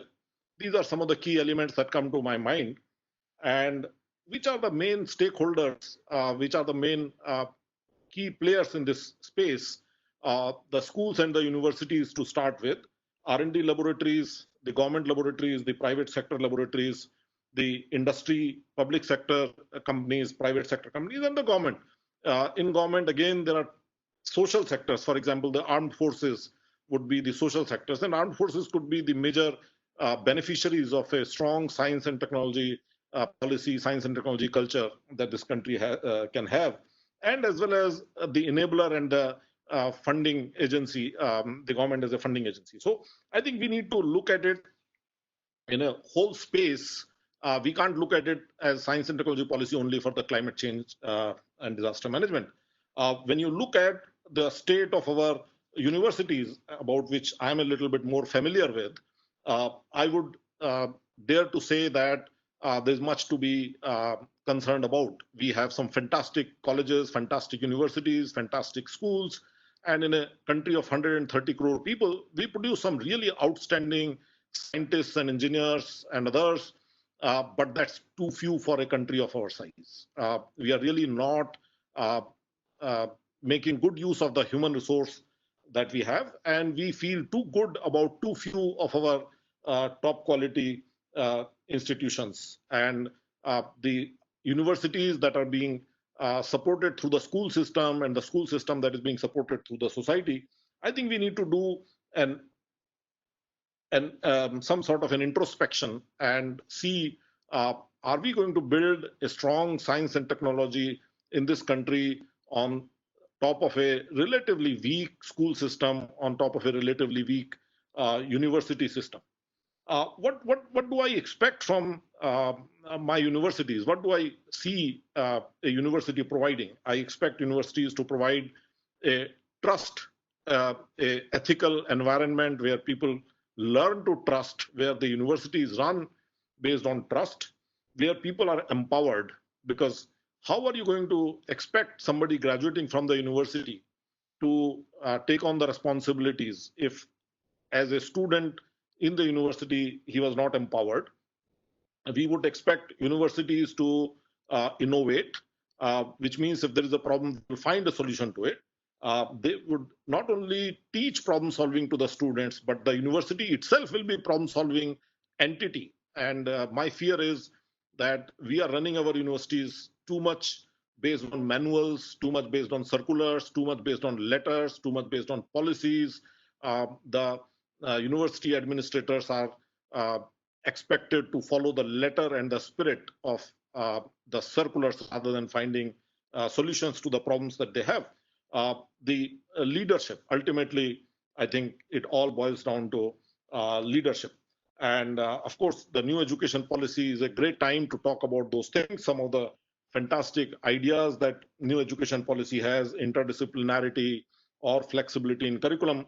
But the question is, are we really ready to use those flexibilities? Are we really ready to benefit from the new education policy that we have?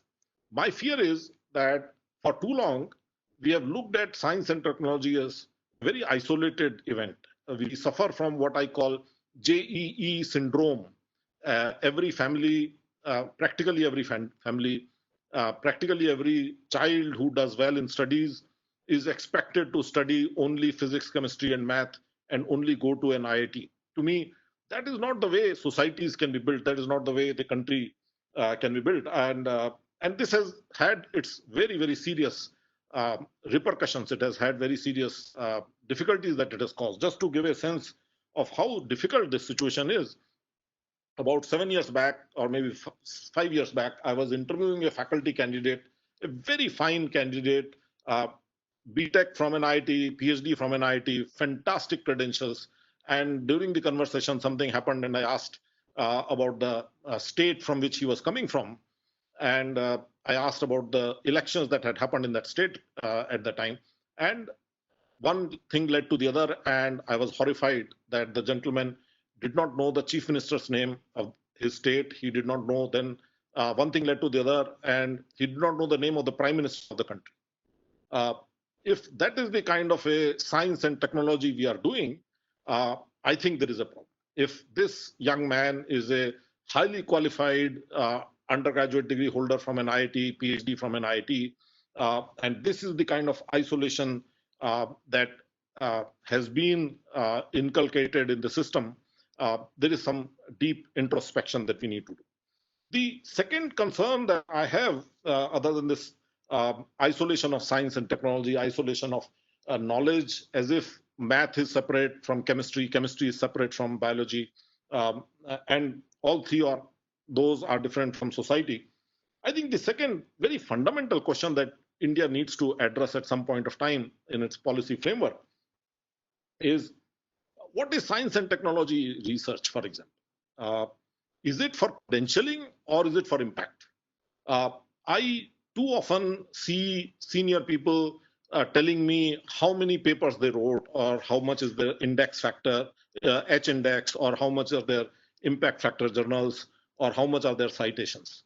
Are you doing research so that you will have papers, so that you can say how many papers you have? To me, that is only saying to me about your credentials. That is only telling to me that you are smart, that you're good. So what? How much the impact of your science, how much of the impact of your technology? I don't know if we in our country are willing to ask those kind of questions. Unless we ask those kind of questions, we will keep encouraging more and more youngsters to look at research is equal to publishing. We in IIT Gandhinagar have a system where we put one of the youngest assistant professors as chairman of the faculty search committee for the entire institute. And about 2 years back, the chairman of my faculty search committee came to me and he said, Professor Jain, I would like you to meet a faculty candidate today. We have been very impressed with him. But the only problem with him is that he thinks research means publishing. And I was absolutely delighted that my young assistant professor really has imbibed this whole concept that research is not equal to publishing. Research is about impact, and publishing is only a side effect of that, or it is a means of that. And of course, credentialing is important, because at least at a young age, how would I know that somebody is good? Because I will have to see his papers or her papers. So while at a young age, while at an early age, I would like to see the credentials. But I wonder if we are in a position to tell our people that we are really looking for impact and not for credentials alone for rest of life. If a 30 or 35-year-old young man or woman comes to me and says, this is my publishing record, this is my H index, these are my citations, I'm very happy to hear those. But if a 60-year-old scientist tells me these are his papers, these are his citations, these are his H index, I worry about it. I would like to know what has he done or what has she done, how has the society benefited, or how has the profession benefited, or how has the knowledge gone forward. I'm not talking about really applied research versus the pure research. No, that is not what I'm talking about. So that is something that we need to see. Are we really in a position to ask those kind of tough questions to ourselves? Do we have in our system enough ethical underpinning where we can say that we will not worry about how many papers you have, but we will see how much impact you have. If you have person A and person B, and if person B has more papers while person A has made more impact, do we have the courage of convictions? Do we have the wherewithals? Do we have the ethical framework where we will be able to say that person A has had more impact even though he has published less? We would celebrate A and not B. I think these are some of the fundamental questions that we need to address sooner rather than later if we were to do well in our country, whether it is for economic reasons, whether it is for defense reasons, whether it is for disaster mitigation, whether it is for climate change. My concern is that we cannot make much progress. We can make notional progress, we can make little bit progress, we can make incremental progress by giving more money for science and technology, by giving more budget for science and technology, by creating more scientific laboratories, by hiring more scientists. We can make incremental difference. But if we really want to take India where India deserves to go, I think we need to have a cultural shift, policy shift in how we think about science and technology and how we manage it. And I think the first step of that will be to start to recognize that we need to build a very strong ethical framework of running our institutions, running our organizations, running our universities, running our schools. In the absence of that, I think it will be a losing battle. You will be putting money but not getting enough out of it. These are some of my thoughts. Thank you very much, everybody. Thank you, Professor Jain. In fact, your golden words, I think we need a cultural shift in the entire research area, especially in the science and technology. And very important that you brought, that unless the educational and research institution, bring the impact of S&T research, and especially, so you, in fact, what you mentioned, like outcome versus output. So what we are getting is more output. We need more outcome in terms of impact to the society and policy. Thank you. In fact, some of you who have not visited IIT Gandhinagar, you must go and see the work that is being done by Professor Jain. In fact, a research park is coming up, I think, and so much work Professor Jain has done and innovation that he brought to the institution is amazing. And thank you very much, Professor Jain, for your great work that you do. Before we go to Chitresh, any intervention to do, or you want to read out some? I forgot to ask you. You want to read out the bio of the speakers before I invite them? So, sir, yes, I think I can do that. No problem. Yeah. No, I don't have their bios with me, so you can, if you can read out the bios. So I think the next speaker is Dr. Rajiv Shah. So can you please invite him and introduce him? Yes, definitely. Thank you. So next we're going to invite Dr. Rajiv Shah, who is a professor in Graduate School of Media and Governance of Keio University in Japan. He's co-founder of Resilience Innovation Knowledge Academy and co-chair of the United Nations Asia Pacific Science Technology Advisory Group. And he's also coordinating lead author of IPCC 6th Assessment Report. So he's Dr. Rajiv Shah. Thank you. Thank you very much. Good afternoon and good evening from Tokyo. Dr. Mitra, Session Chairman, Dr. Gupta, Anil Gupta ji, and Chitresh, and all our fellow panelists. Thank you very much for inviting me. It's a privilege and honor to speak with this distinguished group of people. Let me put maybe 4 or 5 points which I had in mind related to the science, technology, innovation on disasters and climate change. Number one is like when we had the SDGs, Paris Agreement, Sendai Framework in 2015. After this, we did an analysis on the synergies of these agreements. And we published a policy note from an institute called IJS, Institute of Global Environmental Strategies, based in Japan. In our analysis, we found that the disaster issues are described 12 times and climate issues are described 20 times in the SDG document. So which shows that, of course, without a proper DRR, disaster risk reduction, or climate policies, I think the sustainable development cannot be achieved.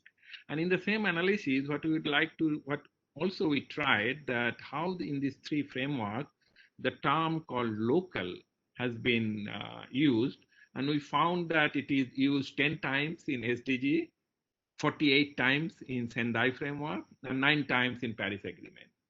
So these are used in the terms of local authorities, local knowledge, local communities, culture, value, system, local adaptation practices, and so on.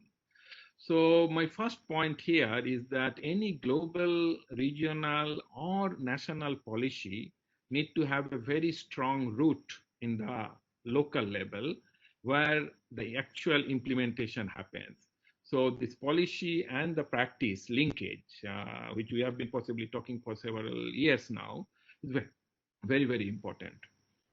My second point would be like back in 2017-18, we did some survey with this publisher group called Elsevier on the current status of disasters and climate risk research globally.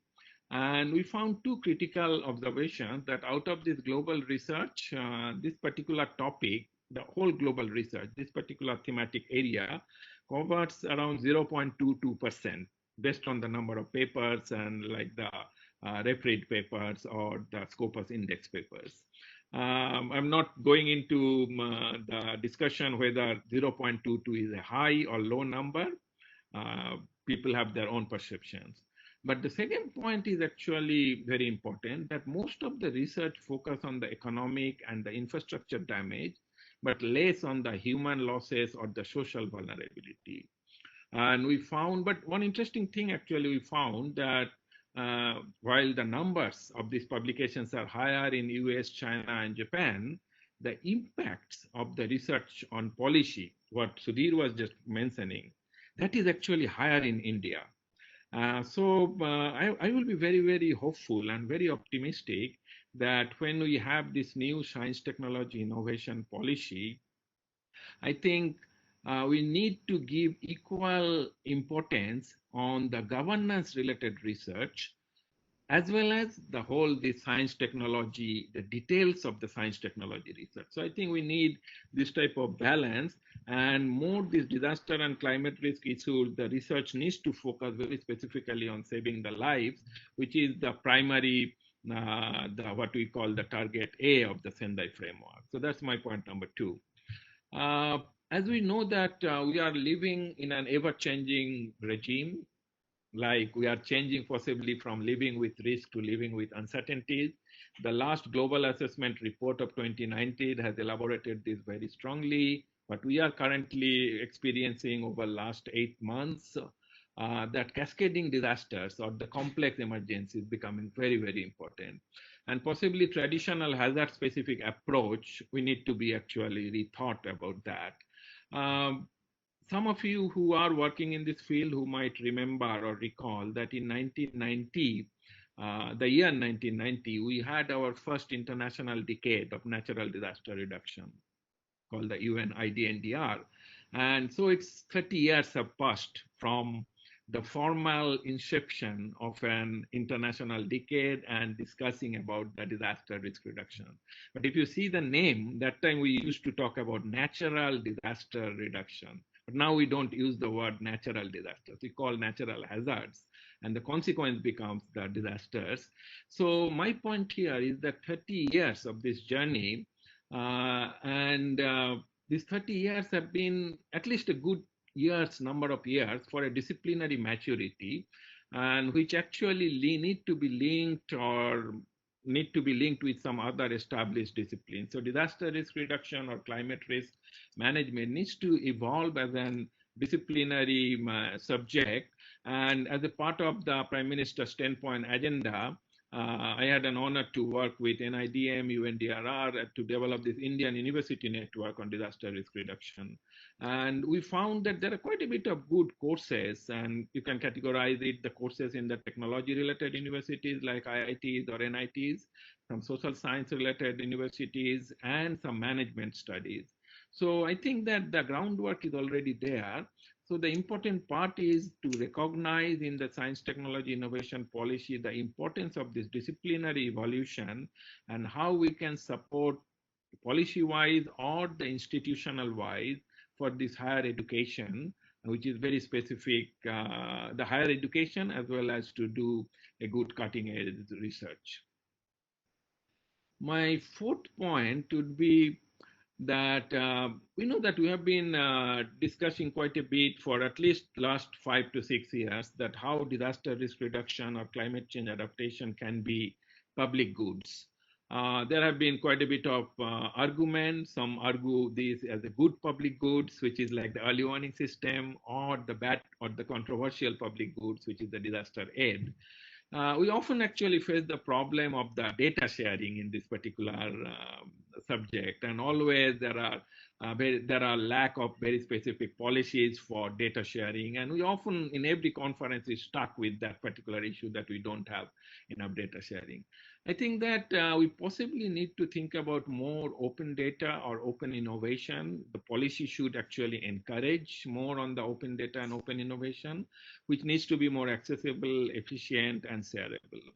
And there possibly with all the new technologies, disruptive technologies, and all different types of new innovations, I think the citizen science or the crowdsourcing can play a very, very important role in this specific subject of disaster risk reduction and climate change. We have seen it widely used in many other topics, many other subjects, but possibly it has not yet gone into that deep rooted into this particular topic.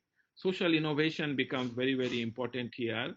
As we all know that India has the third largest ecosystem for the startups, and all our good universities have their startup innovation hub. But I think we also need a little bit more in the possibly the second tier, little bit the third tier universities to enhance them or to encourage them to think about different types of social innovation. Actually, today, we just completed a social innovation online hackathon we have been doing with 4 Indian universities, with my university, with some other industry partners, and where we actually focused on different sustainable development goals. So my point here is to encourage more open data, DRR as a public goods, citizen science, and generating social innovation. I think the IITs and the branded universities, they have already the ecosystem. They know how to do it. They have a very good industry partnership. But how we actually encourage other universities to be part of this type of innovation ecosystem, I think that's very, very important part. And possibly a good holistic policy can bring it. And my final point would be that back last year, actually, in 2019, when under my chairmanship as the UNDRR Science Technology Advisory Group, we developed what we call the Science Technology Innovation Global Roadmap, which is up to 2030 till the SDGs or the Sendai framework. And if you just Google it, the Science Technology Global Roadmap for Disaster Risk Reduction, you will be able to find it. And in the UNDRR website also it is available. It has 58 specific actions under 4 priority areas, and it's very specific for output. One is data and knowledge, dissemination and application, monitoring and review, and capacity enhancement. And in this whole roadmap, we emphasize very strongly the role of youth and the young professionals.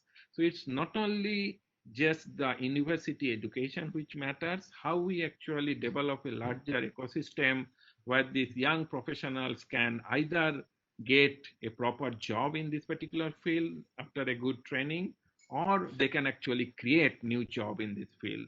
So I think the emphasis of this young and the youth professional needs to be actually an integral part of the science, technology, and innovation policy.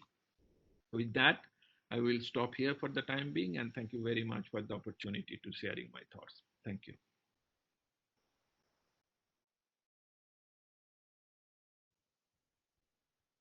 Thank you, Dr. Rajiv Shah, for your insights. Yes, Dr. Akhilesh Gupta, please.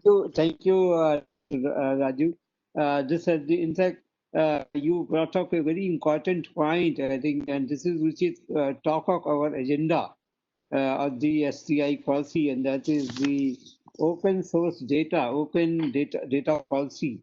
And I think I must tell you that this has been the concern of scientific community, not just in the climate stage, but almost in every area.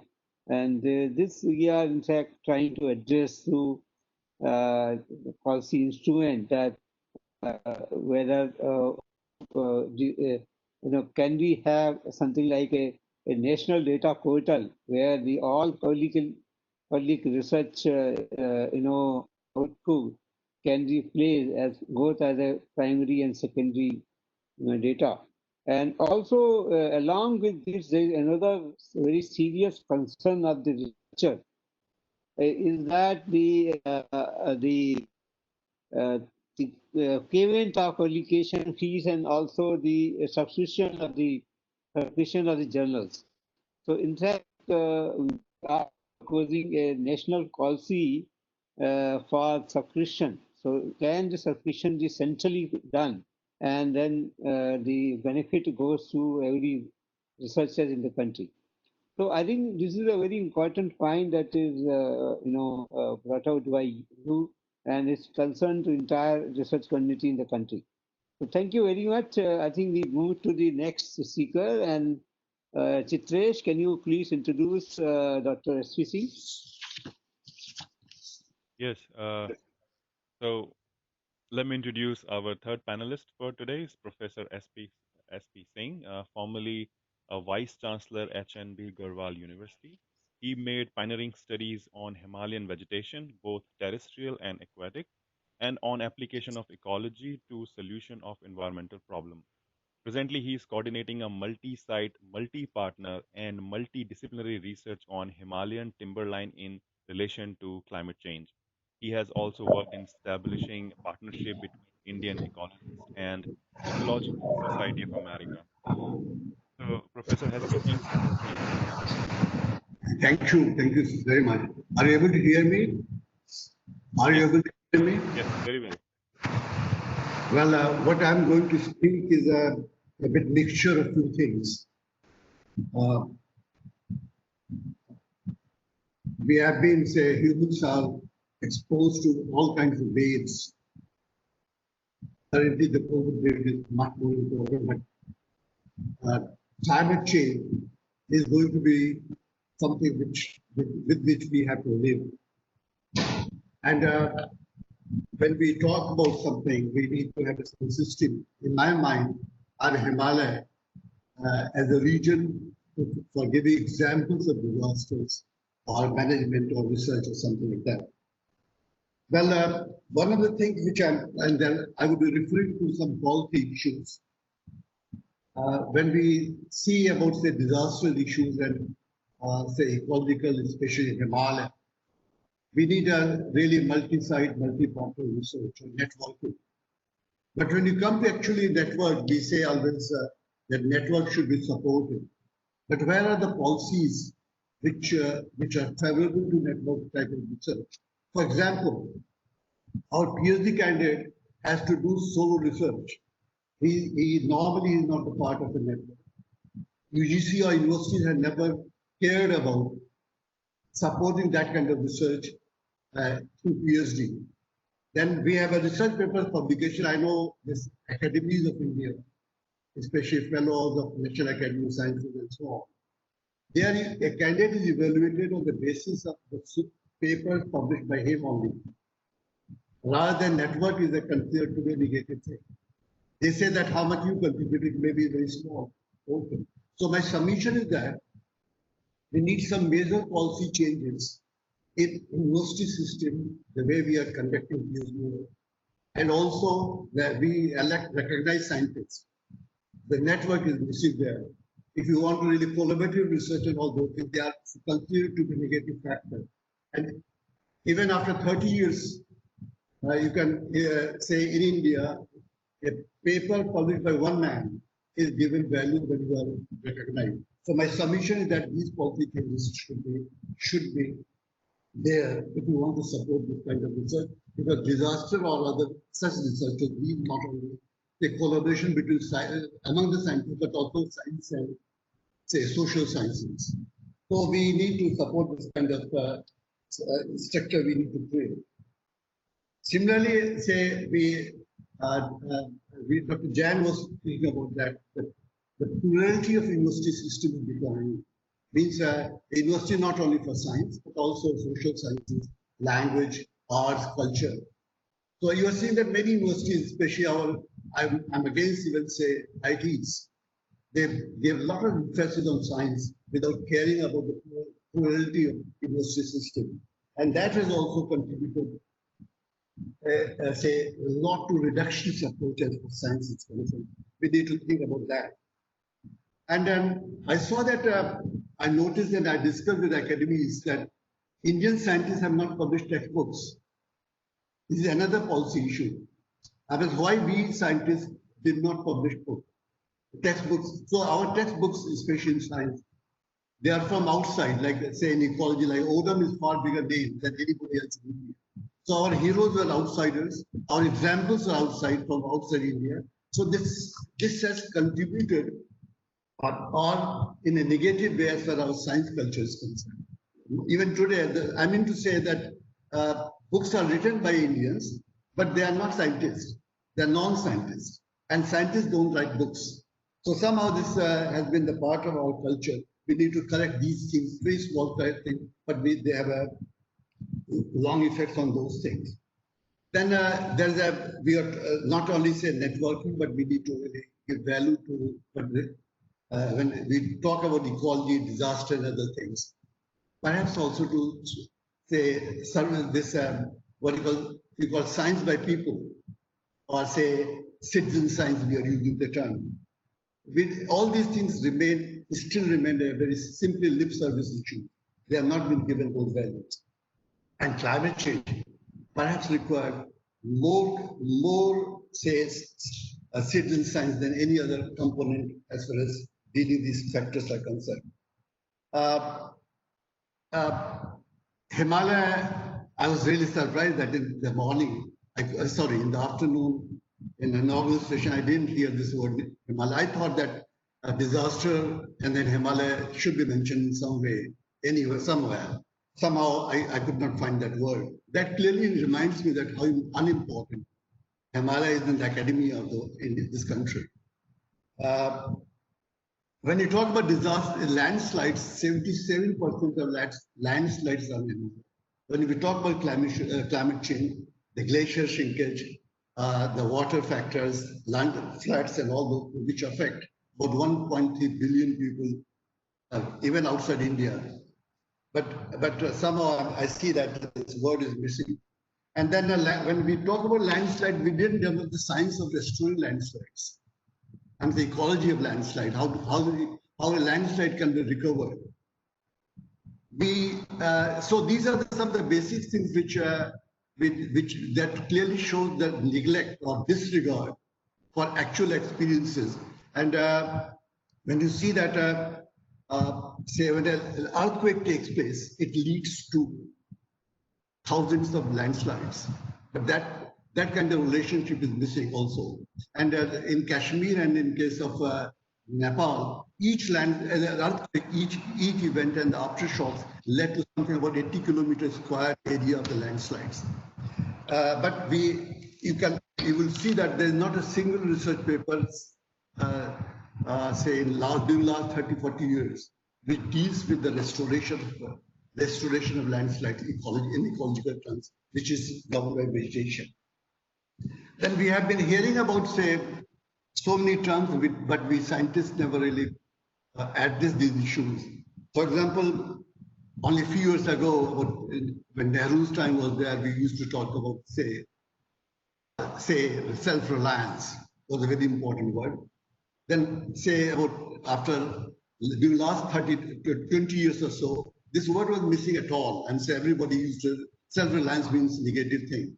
Now suddenly we are saying self-reliance again. We are not. We are not reacting to these things. This is in effect. These are the unreal things, which are being said in several ways. So we need, even science point of view, we should respond to these things.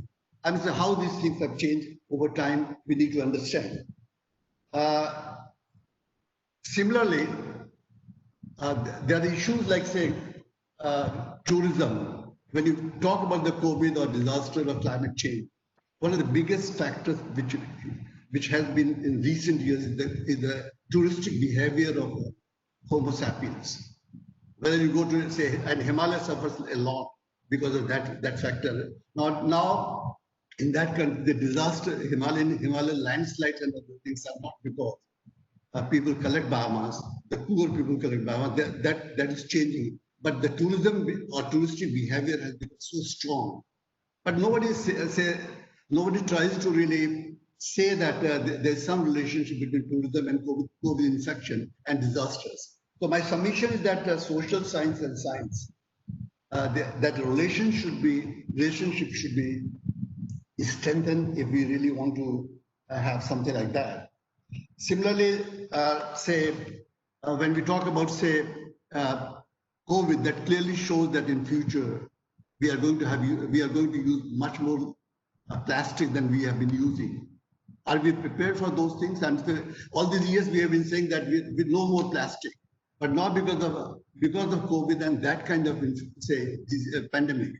You are going to depend a lot more on such issues. So we need to really answer these questions. So science point of view, we are not trying to understand. Say repairing, I'm saying in India, socially I used to think that repair of shoes and all those things are very important component of life. All these are gone.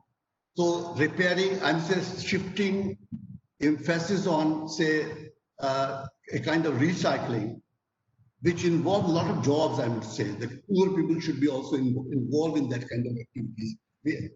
We never gave importance to these factors. So my submission is that if we want to really have a self-reliance, if we want to have say, addressing these issues, policies and factors, we need to give a lot of values to some of the things which we are doing. And globally also, I think scientists should take initiative in the sense that you could no more can depend on a country like America, Russia, England. We have been depending all these years on those countries to take lead. We should also think about taking lead in some way. There should be some kind of confidence in us so that we can argue in that way. And for that also, we need a good support of science. Here, the real issue is that Dr. Jan, I think, referred to that. If you look at, say, university's role in independent India, and if one of the indicators could be FNA, Fellow of National Academy of Sciences. In the initial stage, it used to be universities used to dominate, or they used to be fairly important component. Now universities are no more there. Institutes, they hog up about 70% of the FNAs, and then among the universities, central universities are only there, and state universities are nowhere. In a way, many of our state universities are kind of, I call it, semi-higher education stage. So, but we ignore these factors. We try to develop courses. As someone said that, say, we have very good policies. Yes, there are many universities I know that they can't really maintain even conducting examination through semester system. So they had to abandon semester system because they are not enough staff. So these realities, I'm saying how somehow my feeling that we can afford, we can't afford, but we are affording to ignore these realities. The realities are in fact disturbing.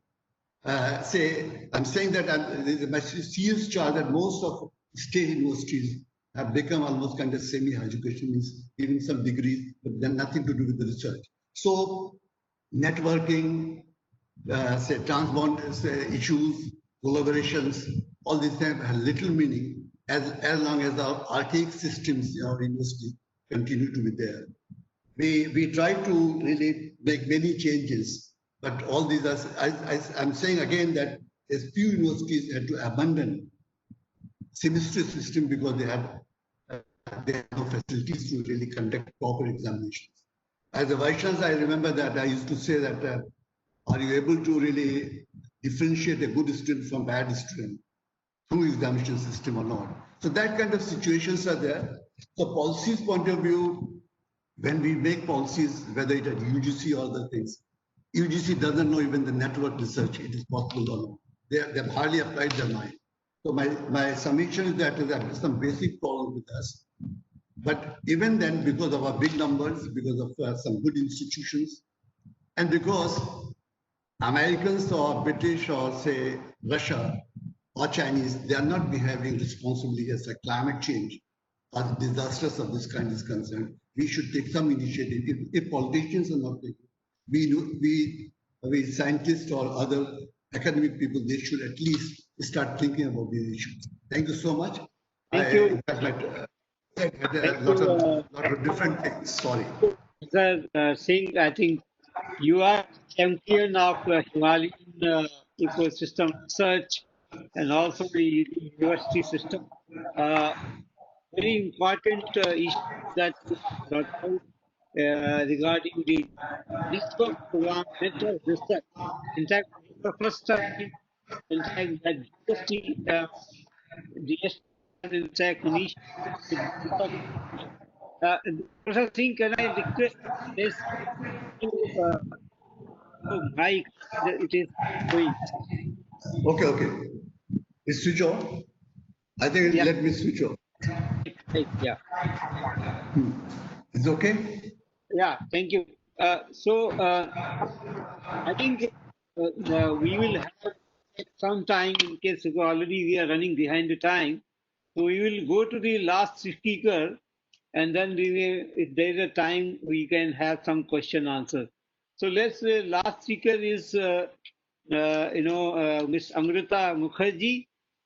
She is the fellow of DST policy research that we have.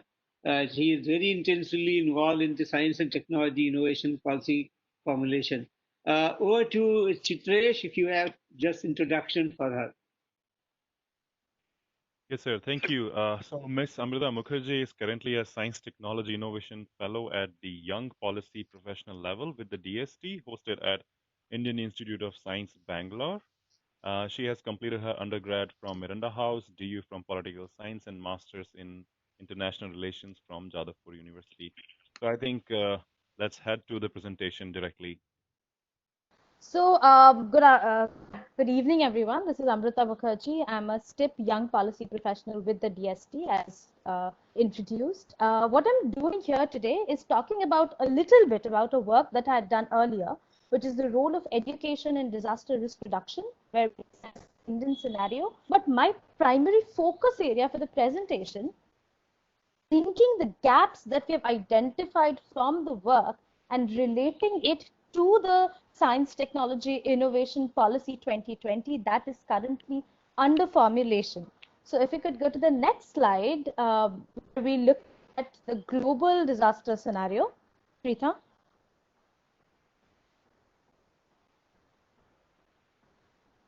Yes. Then we can move on quickly in this section where the work looks at the global disaster scenario. And if we move to the next slide, we will see a India vulnerability profiling that has been done as part of the work. Could we have the next slide, please? Yeah, this is something that we've done also as part of the work. And if we move to the next slide, we will look at the contextual referencing of the work that was carried out. Preeta, please, next slide. Yeah, so we began our work right from the Hyogo framework and all the way up to the SDGs. And with the Indian context, we began looking at right from the NDMA of 2005 up to the National Disaster Management Plan of 2019, looking at their interconnectedness and their interlinkages. In fact, I think I've also referred to some of the panelists present to the work that they have done. And if we look at the next slide, which talks about the system analysis, where we've identified the gaps of the work, which are things like in the Indian policy ecosystem currently, there's a long-term preparedness with respect to community involvement is a weak area. If we look at mitigation, again, that looks at ground level capacity building is an area that remains fragmented. And especially there's a fragmented approach in terms of implementation and the follow-up monitoring, which brings us to the next slide, which is a set of recommendations that have emerged from the work, which keeps education at the center, how we can use education related to the PM's 10 points agendas, Agenda 8, the idea of social inclusion in the NPM of 2019, and do a community-based resilience building, which is context-specific and is tailored depending on the vulnerability profile of an area. And this is where I would like to bring in the idea of the Science, Technology, Innovation Policy 2020 as a model that could address these identified gaps and is in fact addressing in its very process and design. If we can move to the next slide, which talks about the linkage with Science, Technology, Innovation Policy, where I'm going to spend a little bit of time. So as a part of the editorial team of the STIP 2020, I would like to introduce how the STIP 2020 process is being carried out. Primarily, it's a citizen-centric, inclusive, and bottom-up policy approach, which implies that there is extended public consultations, extended expert consultations, that if you look at the parallel picture, track 1, that is already happening. Here, we're not just talking about broad ideas, but very specific thematic focus areas, which include agriculture, which include climate change, which include equity and inclusion, disruptive futuristic technologies, and other such, where the idea of policy making is not simply wisdom based. Every recommendation, every idea that is emerging in the policy is in fact backed by intensive research and data. Hence, it's more evidence driven. Now, there are 3 parallel consultation tracks that are currently underway, where the first track is in fact the extended expert and public consultation, which I will elaborate in a little bit. The second are the thematic group consultations, which we have completed, and where there were 21 thematic groups which looked at different focus theme areas, where we brought in experts across sectors, who were, like Dr. Gupta has mentioned, were not merely scientists, but economists, technology experts, entrepreneurs, innovators, ground level innovators, and put them together to discuss ideas and give us recommendations which would lead to formulation of the policy. The third is we often look at the state and central policies and find that there's a fragmentation in the policy program approach.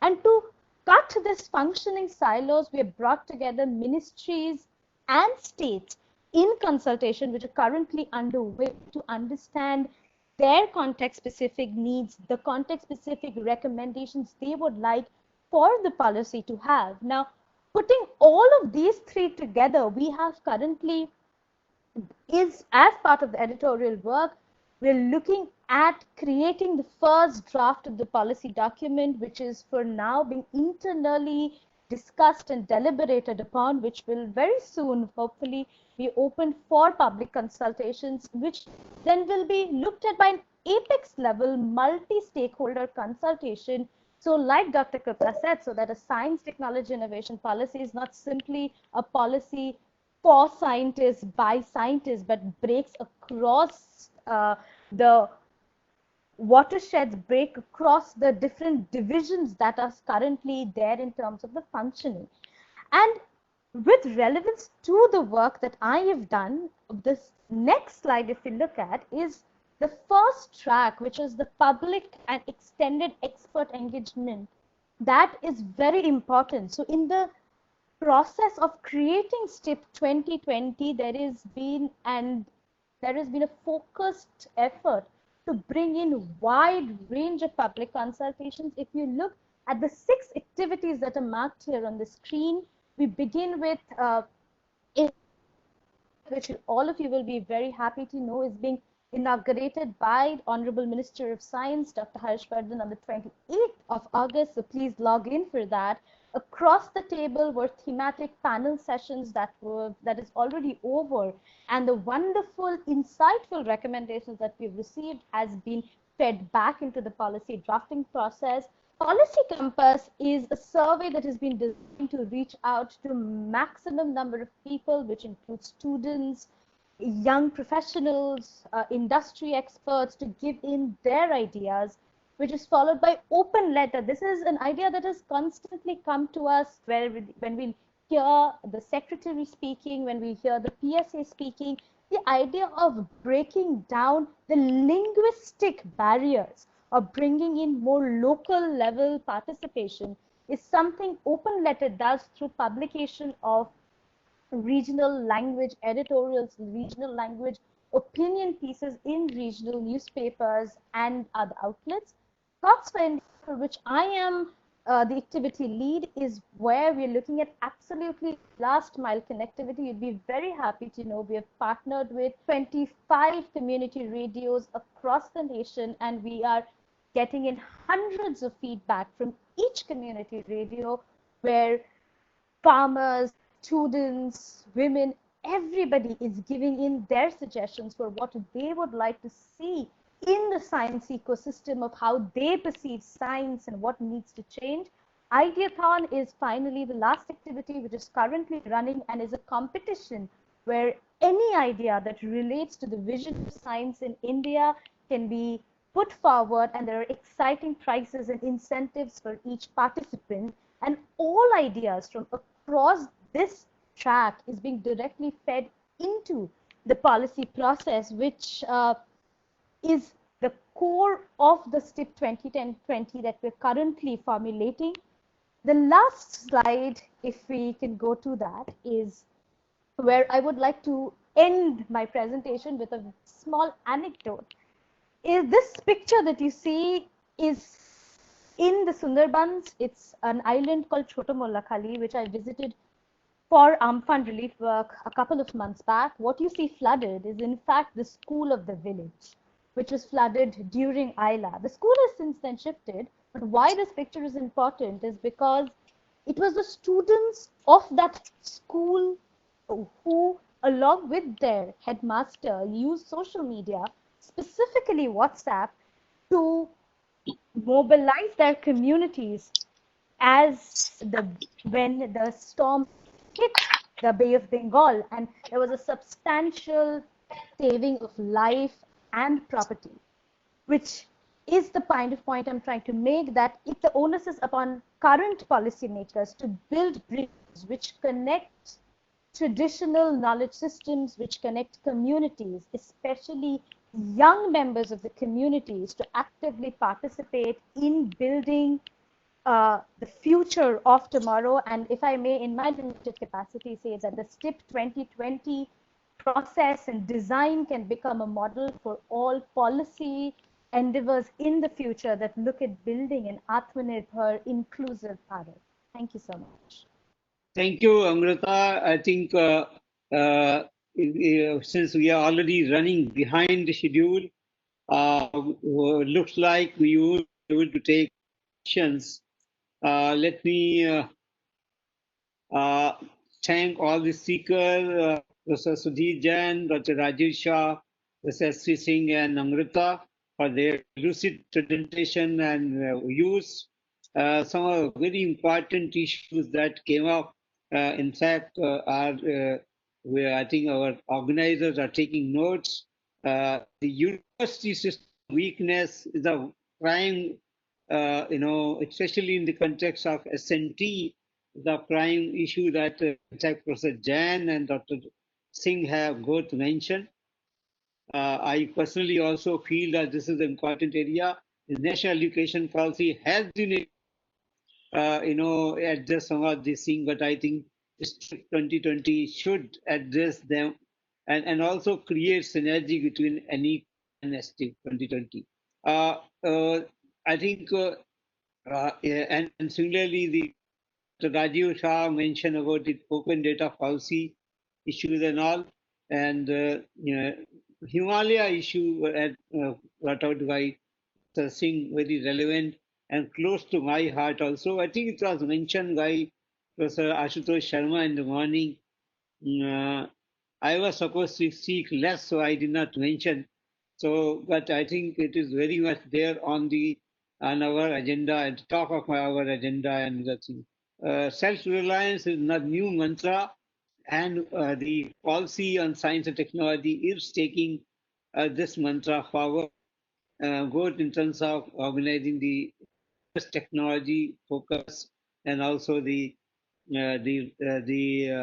frugal technology and other and the grassroots innovation that many institutions are now working on. So with that, I think I would in fact thank everybody, all the speakers and the participants for having participated in this very insightful discussion that we had.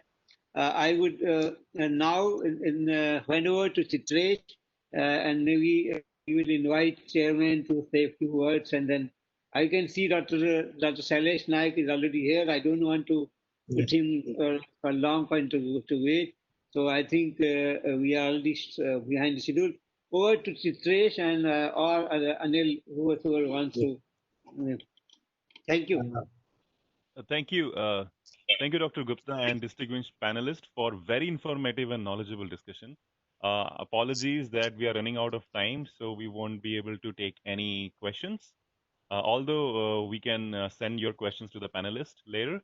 I just wanted to point out one thing that as a young researcher, I agree with the panelists that encouraging youth and introducing DRR as a disciplinary subject in our country is really important.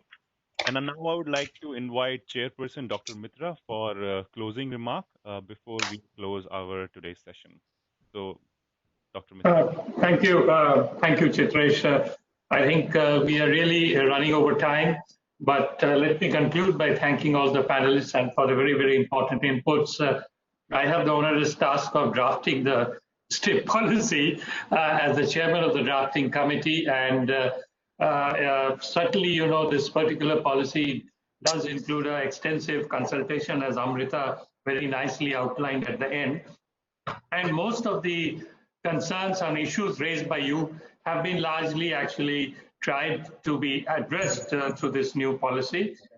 In the present day context, I think the new policy that we are going to put will primarily focus on two intertwined aspects. One is to convince the need to adequately invest in developing a strong nurturing arm required for new knowledge creation in all emerging areas of scientific domain, including disaster management.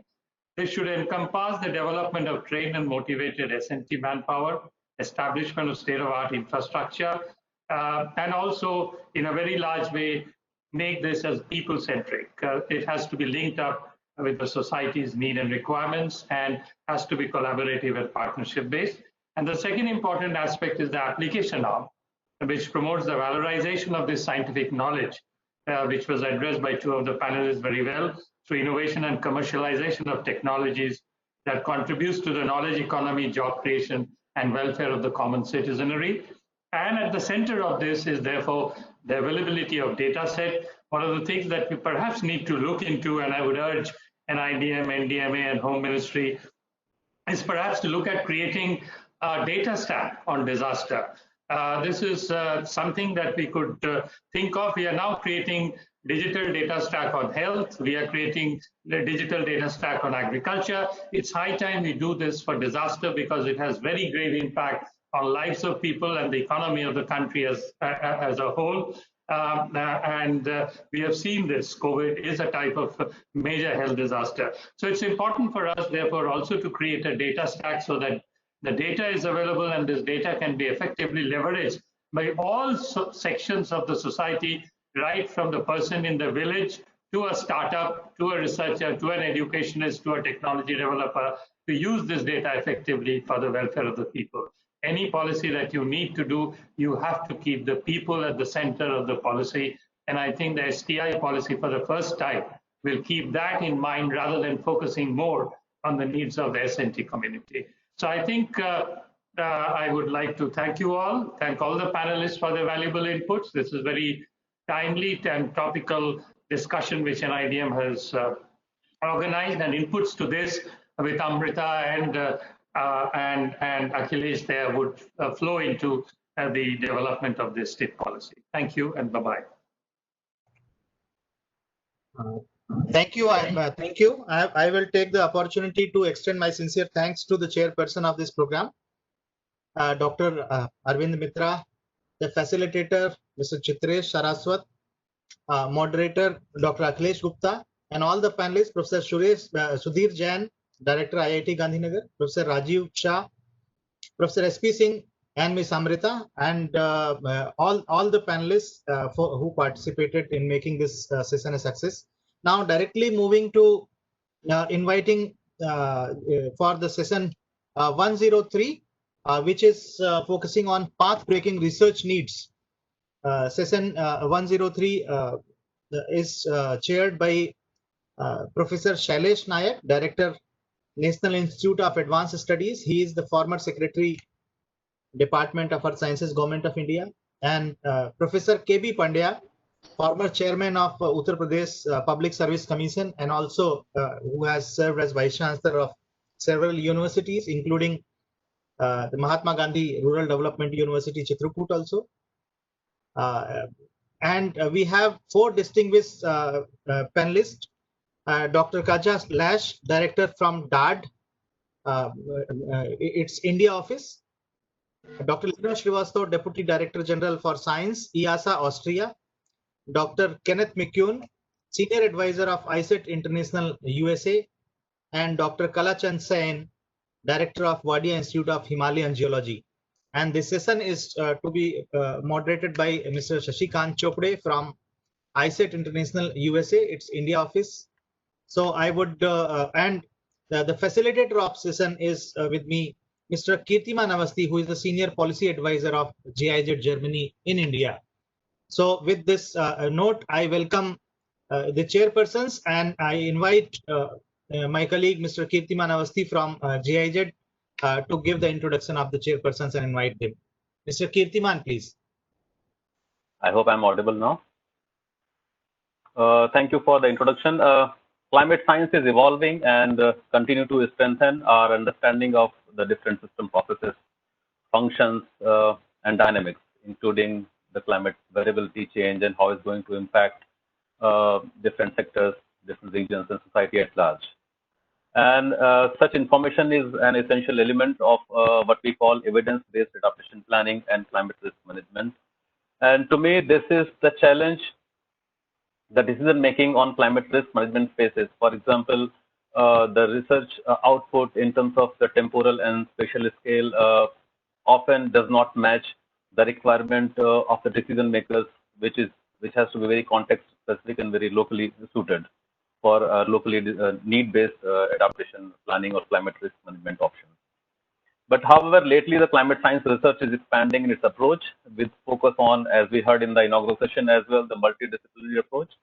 However, this needs to further expand to make it consumer-oriented, which is demand-driven, and recognize other stakeholders. When I say other stakeholders, means outside the academia as critical partners throughout the research and the innovation process, in the process from problem identification to solution deployment. And in doing so, I believe, and based on the experience, that it also provides opportunity to generate new knowledge and new research ideas for both scientists and also other stakeholders for enhanced decision making and facilitate climate risk management. My name is Kirtiman Awasthi, and it's my pleasure to present to you the distinguished panel. Dr. Gupta has already introduced the chair to deliberate upon the directions of R&D in Indian institutions and the national and international collaboration and scientific exchange. We have a very distinguished mixed panel to address the institutional and professional capacity building for solving development and environmental challenges, specifically focused on climate risk management. As we all know, the panel will be chaired by Professor Shailesh Nayak, who has been the former Secretary of the Ministry of Earth Sciences and presently the Director, National Institute of Advanced Studies, Bangalore. Professor K.B. Pandya, who is a fellow of National Academy of Science and had a very distinguished teaching and research career. And in the panel, we will be joined by Dr. Katya Lasch. She is the Director of German Academic Exchange Service, DAAD, the regional office of India, and she's also the Director of the German Center for Research and Innovation. Dr. Lina Srivastav, as we know, that she's the Deputy Director General of Science at IASA in Austria, and Dr. Kenneth McIlhenny. Dr. Ken is actually a senior scientist at ISET International, has a lot of experience of working on climate change, and Professor Carlton Sai, who is the Director of Wadia Institute of Himalayan Geology. I will request the panelists to conclude their initial input in about 6 to 7 minutes so that we have enough time for question and answer from the different guests that have joined this panel. And so that we have also time for the follow-up input and the concluding follow-up input by the panelists, and also closing remarks by the chairperson. This session of the question and answer will be facilitated by my colleague, co-facilitator Shashikant Chopre. Thanks a lot and welcome everyone again for joining this session. Now I will hand over to our co-chair.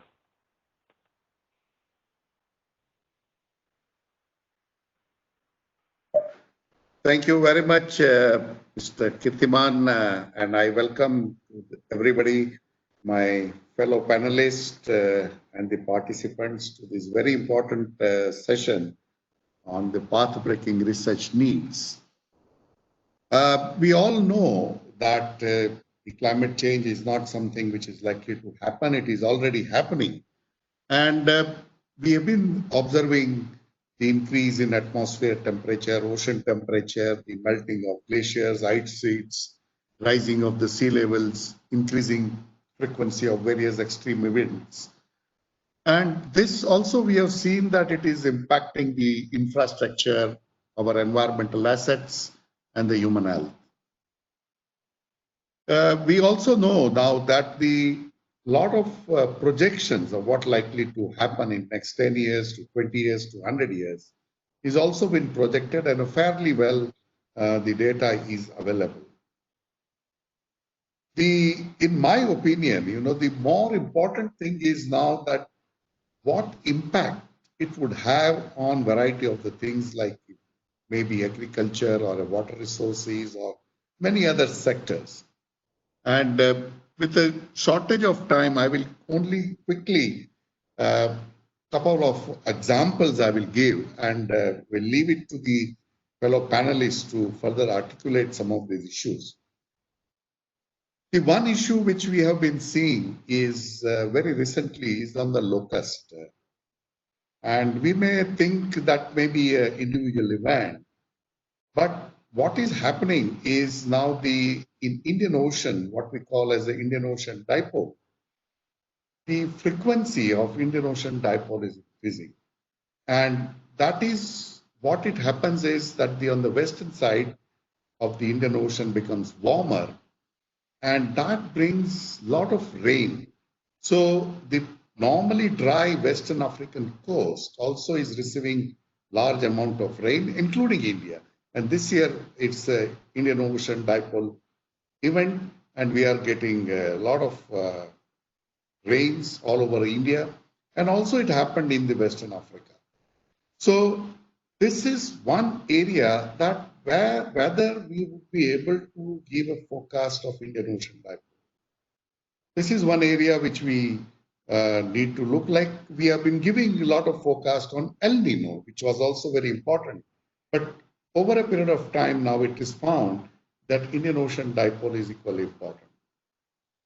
The second thing which is we have been seeing very well and also mentioned in the inaugural address about the glaciers and ice sheets.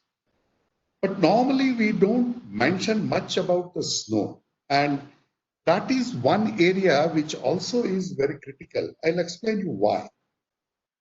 If you see this, our three main basins, Indus, Ganges, and Brahmaputra, out of the Indus basin, where actually most of our food bowls are under the Indus basin, is mostly governed by what happens in the snow. And we do not have any data today that whether the snow cover is changing or not changing, or whether we are receiving more rain, more precipitation or not. And this is nothing to do with our normal monsoon. It has more to do with the western disturbances. And we have seen that the frequency of western disturbances is increasing. And we are seeing that the floods in northwest India as well as in Pakistan has been increasing. This needs a very close examination to understand what happens to snow, how it gets converted into ice, what happens in the accumulation area, what happens in the ablation area. And we need extremely good models for us to understand what is likely to happen to our water resources. So this is one major issue. The third, which is not that important immediately, but it is already happening, and that is a shifting of the shift of the our major fish, the pelagic fish, the mackerel and sardine. A lot of people in Kerala are now complaining, fishermen, that they are not getting sufficient fish. What we have found is actually the overall fish catch of sardine and mackerel has increased, but now the catch is coming more from the Maharashtra, Andhra and Tamil Nadu coast than what used to be, say, 30, 40 years ago about Kerala and Karnataka. So there are already things are changing, and this has a lot of implications on the local communities. So I think we need to identify this kind of an issues and build what we call as a climate services. Like weather services, what we are giving, what we need is that what is likely to happen in the long term about our fisheries or our glaciers or our monsoon. These are some of these things, and his impact on some of the issues like a locust or a cyclones or many other things. So this is very important, a knowledge on these aspects. And unless we have this knowledge, I think the response of the government, both at the national as well as the international, won't be coming up. So we need to build knowledge, and that I think has to get into the policy related issues. So this is, I think, my brief thing, which I think what we need to do in future. Thank you very much for the opportunity which is given by Professor Gupta to me. And I request my fellow colleague, Professor Pandya, to make his remarks. Thank you. Thank you very much to the organizers for having me here to share some of my thoughts on the path-breaking research needs. Before I speak to the particular subject, I would just like to give a one-line introduction to the International Institute for Applied Systems Analysis, from which I am representing. This institute, as the name suggests, focuses on systems analysis. It develops frameworks, tools, and methods that would allow us to peek into an uncertain and complex future and undertake a series of what-if analysis that would allow us to be better prepared, a call that several speakers have made since we started this particular program. So delighted to be here and to share my thoughts, as I said. I also wanted to mention, just in passing, I don't know if anybody else has had this problem, but I have had an audio break at various times, but it does come back in 30 seconds. So if that happens, please do bear with me. I will speak to two broad topics. One is the path-breaking research needs that we have, and the other is the needs of research that we are talking about. And I'll start with the latter first. I was delighted to hear the last presentation in the previous session that was talking about the policy for 2020 that is being developed, the STI policy. I think this particular policy should be accompanied by a strategic approach to research. So how do we prioritize? I mean, there's a whole range of questions that we have available to us, research questions that can be identified. But how do we prioritize them for the short term and the long term? And how do we ensure that sufficient resources are being set aside for this particular purpose? Since this session is talking about climate risk management, and although a number of people have said, and I agree with them, that both climate change and disaster issues are interconnected with the rest of the economy and social systems. If we stay with climate for a second, when we convert climate impacts into or climate change into climate impacts, we have the first order and the second order impacts. First order are typically felt on the natural systems, and the second order, I think, are typically felt on the social systems. And the question from a prioritization point of view is, what is our level of understanding of impacts at the first order level and the downscaling of climate models, etc., to be able to bring it to the context in which we want to look at impacts. Several speakers earlier have spoken about context specificity, has spoken about localized solutions and the empowerment of local bodies, which I again second. But I think we have to give them the scientific inputs and knowledge that are necessary to be better prepared once again. But I do believe that the second order impacts on the social systems is something which is a huge weakness in India, and there is a lot of need to prioritize research in these areas. Moving on quickly, because I do have several points I would like to cover. The other major issue is about trust in science. And I think if we want to strengthen science in India and the use of science and science-based policy making and community response, then I think strengthening trust in science is going to be critically important. And for that purpose, I think strengthening the data systems is again going to be critically important. And when we talk about data systems, we need to recognize that there are certain data that are today easily available to us because of artificial intelligence, because of citizen science and a whole lot of other options, which we just need to know and to exploit for the right purposes. Certain kinds of data of the kind that Dr. Nayak was talking about will possibly take a lot more effort and investment, and I think that is again something that needs to be done. But the other way in which I think we can increase trust in science is to move to the sphere of open science, and I think that is something that has to be embraced and called upon across the length and breadth of the country. So that's my second recommendation.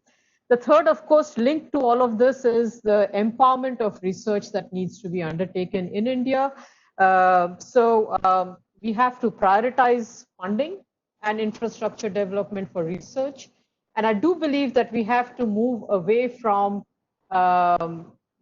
treating research in the private domain as research that is taking place by second-class citizens. I'm being a little provocative here, quite deliberately so, but I think it is important, especially in the times of crises and disasters, that the public and the private sectors need to come together and work as one. We have had good examples in the COVID aftermath, and I think that's something that we need to learn from and build upon. The need to incentivize research has been spoken about quite extensively, so I will not spend time on that. I also believe that we need to embed research a lot more strongly in societal needs and in policy. So my strong recommendation would be that science inputs, science presence in every policy making ministry, departments of the government of India and state governments and local governments has to be strengthened. And we have to find a mechanism by which all of these can be networked to be able to respond in a timely manner when the need arises. I would also like to emphasize the need for a systemic approach. I think many people have spoken about it. But to me, when we talk about a systemic approach, there are various dimensions. We do need to bring the hard and soft sciences together. We do need to ensure that supply and demand for research are being matched up. We do need to ensure that we are taking a cross-sectoral approach to research. Dr. Nayak again just now spoke about the Indus region and the snow, impact of snow and the melting of glaciers on water supply, which is also obviously linked to food, very strong linkage over there for India in particular. The food, energy, water nexus has been spoken about a lot. We do have to ensure that we are able to take these cross-sectoral approaches and build upon them. Research and practice, of course, is in the title of this particular event itself. So when we talk about a systemic approach, I think all of these dimensions need to come together, and we have to ensure that we are responding to needs. My next point would be that we have to be able to address some of the key vulnerabilities, and this goes to the point of prioritizing research, that we have in the country, and the causal factors for these vulnerabilities. And I will list 3 or 4 of them just for purposes of illustration without spending too much time, because I know we are short of time. So the first one, on which there's been a lot of deliberation in the post-COVID kind of era, we are not in the post-COVID era, but in the aftermath of the COVID pandemic that we are dealing with, is to take a relook at the growth model that we are following. And in India as well, I think that is critically important. Do we want to continue with the centralized kind of large-scale model that we have? Or do we want to look at the more localized, more decentralized, more entrepreneurship creating kinds of activities that would give us the jobs that we are looking for? So I think there is an urgent need to revisit the growth model that we are following and move to a service economy instead of an ownership and consumption economy. I think we have to urgently take a relook at and reimagine and reinvent the urban spaces that we have. And when we are today talking about remote working as the lever that can unveil a number of transformative changes that are possible, I think we need a very focused discussion on this particular aspect as well.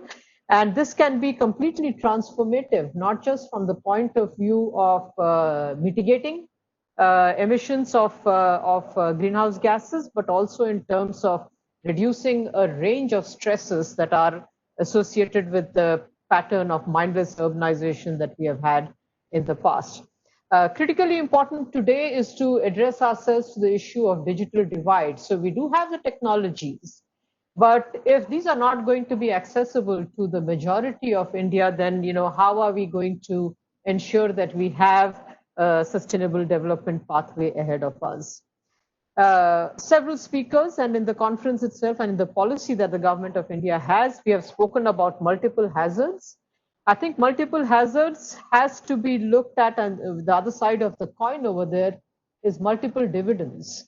So when we look at recovery packages, when we look at investments, we do have to take a look at the multiple dividends also that are available to us, especially after when we are addressing disasters and different kinds of crises. And people have spoken about cascading disasters and crises, and I think that also has to be borne in mind.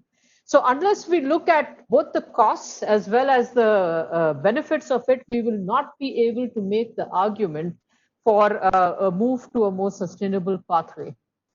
I've been given the 1-minute indication, so I'll quickly run through the last couple of points that I have. One is about disaster prevention. So disaster management, disaster response, all of that is fine. But I think we even have to get to the root causes. So for example, or opportunities that we have. If we do environmental impact assessments, I think we need to include in that the implications for vulnerability and for resilience. And every investment that we undertake in the country should use this as a touchstone as well. And my final point would be around the importance of ensuring that in addition to science policy, science practice, we also have science community interlinkages that are built very strongly, because unless the common man understands science and is able to differentiate between what is science-driven and what is fake news-driven, and we have a lot of that. That trust that I spoke about in the very beginning is not going to come up, and every effort that we undertake to ensure that we move to science-driven pathways is going to fail. So there are a number of actions I think that need to be taken. We need a strategic approach to science and technology and what we are going to do with it in this country. Thank you. Thank you. I deeply appreciate the honor of being invited to this meeting and to speak on what ISET has been able to accomplish in the past 20 years working in India. Actually, a little plug, the Institute for Social and Environmental Transition, ISET, was founded by friends in India, while it's a US-based organization. Our heart and soul is in South Asia. Speaking a little bit on the history of ISET and just how we see the challenges in terms of climate and disaster risk reduction for science and technology. Historically, we started with groundwater and looking at issues of groundwater and whether accessibility to groundwater was how to do it sustainably. That is very much a quite literally ground up process. And one of the biggest challenges, I would say, for addressing climate and disaster issues has to do with the history of the climate issue itself and how it was started. Basically, it's a global issue, and it's started at a global level to be addressed. So climate mitigation, addressing the climate problem through addressing climate, carbon releases, is very much a global issue. ISET was able to start working on urban resilience issues in the late 2000s with the idea that actually the challenge of addressing climate adaptation is one of a bottom-up process. So there's a real disconnect between the mechanisms and the institutions of climate change and the needs, the demand side for addressing climate adaptation. Climate adaptation looks an awful lot like disaster risk reduction because it's very much a local process, the local impacts, and understanding how people at a local level process information, process scientific information, and use it in their decision making and planning, designing for the future. So some of the grand challenges from that I see have to do with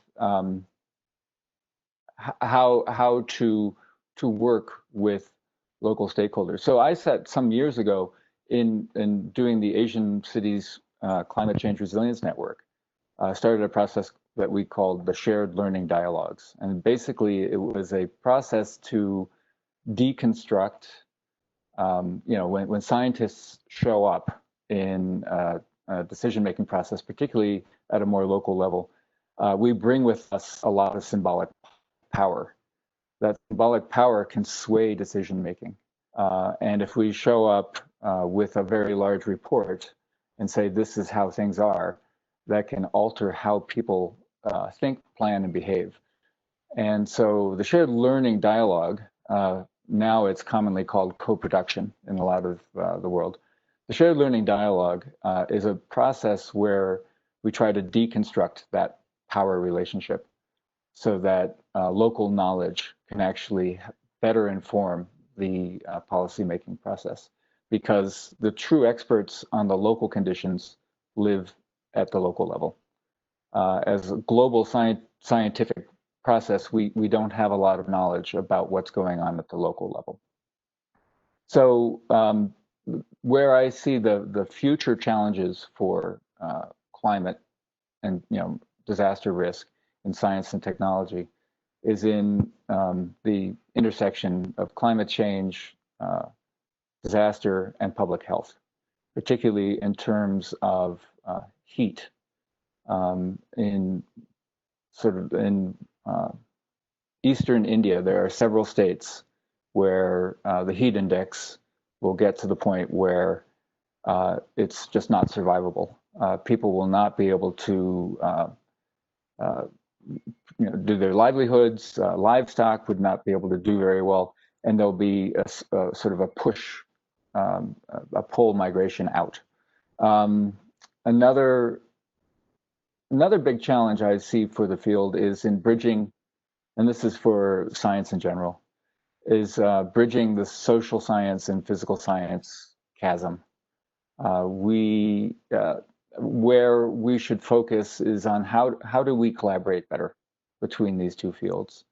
There's a long history of animosity between the fields, and starting to speak to each other a little bit more clearly would help break down some of those boundaries.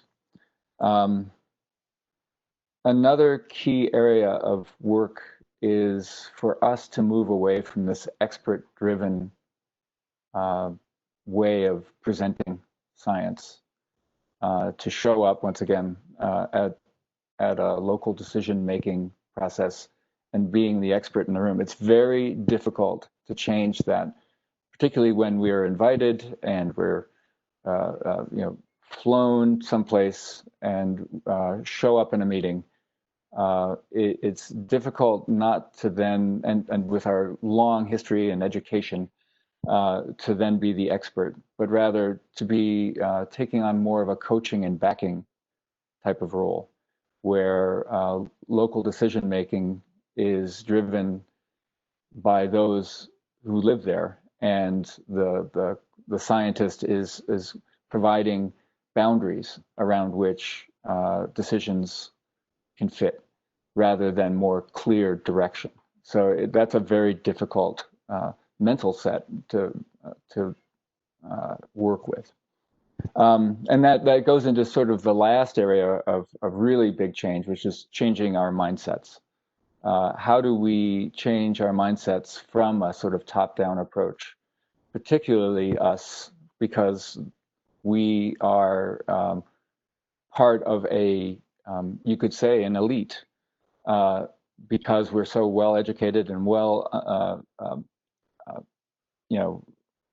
in this field, we know so much detail.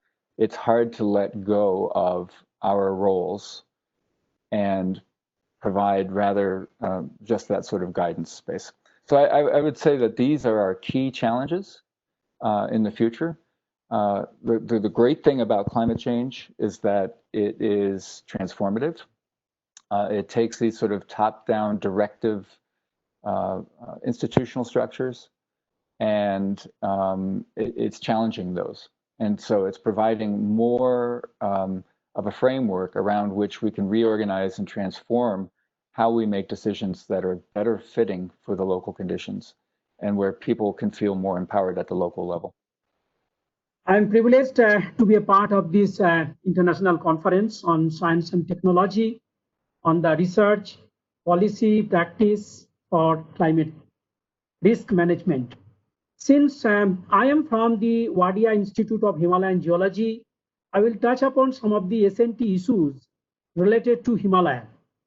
Of course, India is geographically located such a way that in the northern part where Himalaya is standing tall, it exposing a lot of geohazards. Around the year, we experience earthquakes, landslides, floods, and in the middle of the country, we experience again flood as well as droughts. And in the coastal region, this part experiences tsunamis due to earthquakes or erosion that due to the land degradation. So all these natural phenomena are taking place into our country. We cannot stop all these phenomena, but what we can do as a geoscientist, we can understand what are the underlying causes for this phenomena and provide some sort of measures to reduce the impact of such disaster.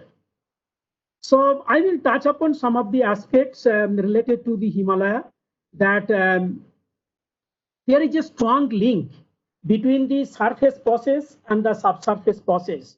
which is not very well established. So we need to understand and establish that link.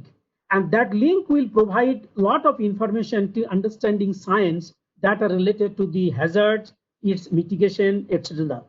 I will give first example, which is very important, that all of us know that Indian plate is subducting beneath the Eurasian plate, and this Himalaya has been originated due to this subduction process. The interface between the Indian plate and the Himalayan waves we define as the main Himalayan thrust. The geometry and subsurface disposition of this plate boundary is very, very important to understand the phenomena we define as the big earthquake, major earthquake, or great earthquake.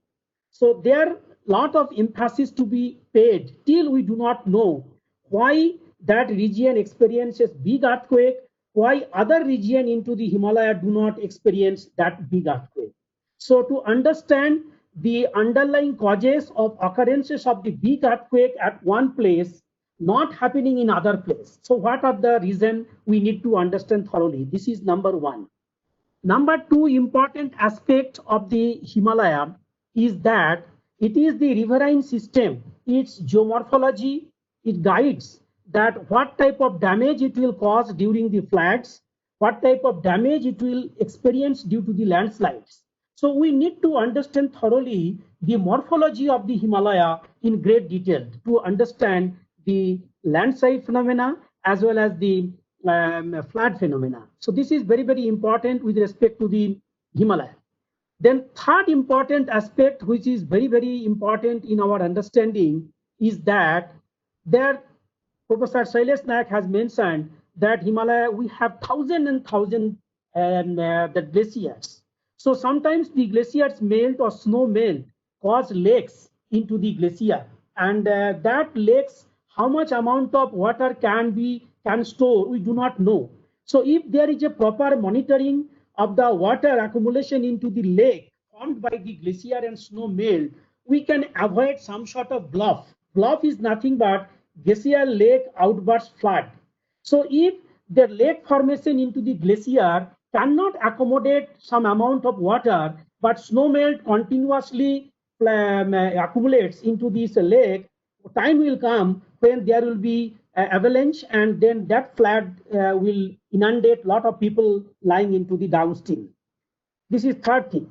Fourth important thing, really we do not understand what is the impact of climate change is taking place onto the glacier.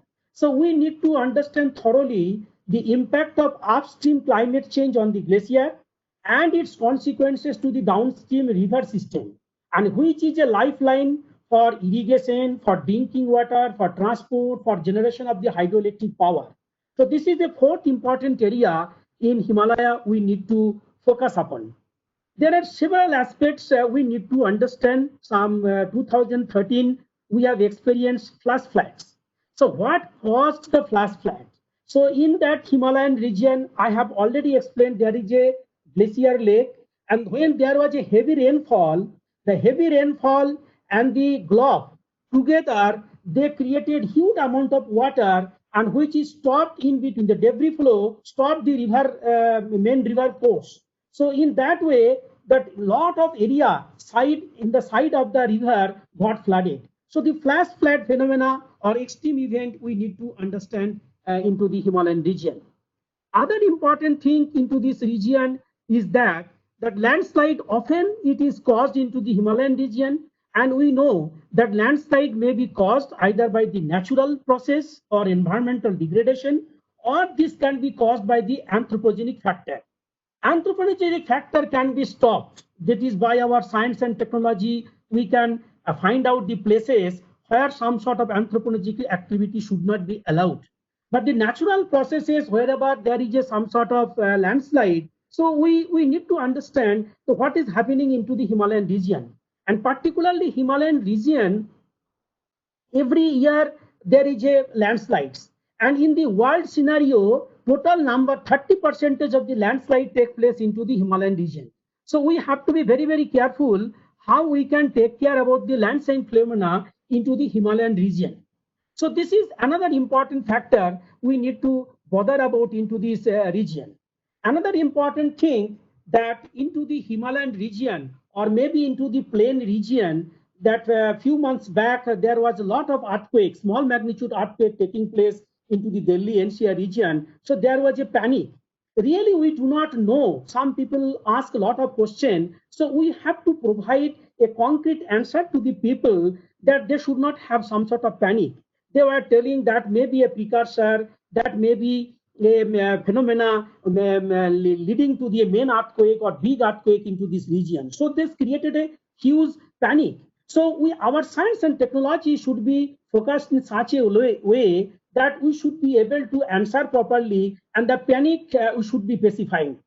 This is very, very important thing into our country, and very, very important aspects to understand into the not only into the Himalayan region but also into the plain region. In our country, we have a lot of hazard-related issues. We have not understood clearly. So science and technology has to be done in a meticulous way, and we need to identify some specific institute which can deliver some specific disaster-related issues. Every institute is doing everything. So we are not able to focus our science and technology. We are not able to bring out properly. Science, technology, or in science, nobody has the, everybody has the freedom, but we should, institute specifically, we should design our work environment depending on the expertise availability, depending on the infrastructure availability. And this is very, very important. Otherwise, we will not be able to make it. Another important issue that tsunami, everybody knows, and 2004, there was a earthquake in Andaman due to the 9.3 magnitude, and it caused a fault between the Burma plate and Indian plate, and it caused devastation in the form of 30 meters wave into the ocean, and in the rim countries, in the 14 countries, approximately 2.3 lakh people died. So all these phenomena we need to understand very well, so that we'll be able to provide some sort of information to the people. Again, this year also we experienced Amphan, that Amphan cyclone, and 2019 we experienced the Fani cyclone, and that cyclone originated due to the tropical depression into the Indian Ocean, and that rapidly transformed into an extremely severe cyclonic storm. And this caused heavily to the people. More than 100 people died into the Indian coastal region as well as Bangladesh region. And similar situation often during the Corona time also experienced into the western coast in the Bombay region. So all these phenomena, extreme events, really we have not understood very clearly. So all these important issues, as in Indian specific, Indian context point of view, science and technology can deliver a lot. For that, according to me, that specific, or that if we want to understand landslide, if we want to understand tsunami, if we understand the earthquake phenomena, if we understand the glacial lake outburst flood, if we want to understand the flash flood, so specifically some institute should be given responsibility that his or her concentration should address that issues in that direction. So we know that many regions are having vulnerable, particularly from GPS measurement, from the strain accumulation. We know that which part of the Himalayan region is more vulnerable. So we should not allow people to prosper into this region. Again, from the sediment point of view, sediment transport, hotspot, we know which part are having more nutrients. So we can ask the people to get habitation into that region. So a lot of things can be done. But again, my point is that it has to be done institute specific. Second important thing is that institute lying in what region, we need to understand the local problem. Then that local problem, it is a hazard, we need to provide some sort of mitigational measure. So you can stop me when I finish, if I have time or not. Quickly I will cover some of the important issues. So there are so many things happening. Even we are talking about the global change, carbon dioxide impact, but we are talking about the green energy, we are talking about the renewable energy, but so far we have not been successful to make a breakthrough besides the fossil fuel, till 80% of the fossil fuels are used and it is generating the carbon dioxide, and that carbon dioxide mitigation we can do based on certain phenomena, CCUS experiment. So we need to find out what are the most probable region. Thank you very much for giving me an opportunity, and I stop over here. Thank you. Yeah, thank you so much for the kind invitation and kind introduction. I hope you can hear me. I'm connected from Germany. Okay, perfectly. As I've already mentioned, I'm not a specialist expert in the subject field, and I would like to tackle the question more from a point of view of a research manager and science administrator. I'm head of the DAD, who's standing for exchange and international exchange. I come to a minute to that point, and also heading the German Center for Research and Innovation. You might not be so familiar with that center. This is an umbrella organization of 16 prestigious research institutions which are currently working in India, and our focus topic of this year is cities and climate, so this is a good match with that panel. I would like to tackle the problem in 4 points, and I start with an overall remark. As you all aware, climate change is societal change, and it's a thing which cannot be solved on a national level. And that's why international cooperation is very, very important.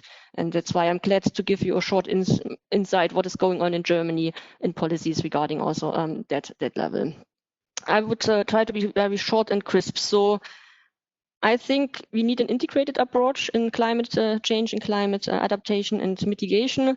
And this integrated approach has to tackle 4 levels. First level would be, of course, fundamental research, who is triggering and addressing the most significant gaps in knowledge about climate change through high quality research. And I would also relate here to the first speaker who said we need to prioritize our areas. Funding is not sufficient for research, it's never. And I would like to give here an example of the German government who prioritized research areas and who took the decision to have a large amount of funding into energy and climate change. So climate change and energy transition is one of the research areas where the government of Germany is putting at the moment a lot of money in. So we need this to have the basics and to discuss further. So this is the first part of this integrated approach. Secondly, we have to develop practical competencies for the application of climate knowledge and integrate the users or the public into the development of solutions.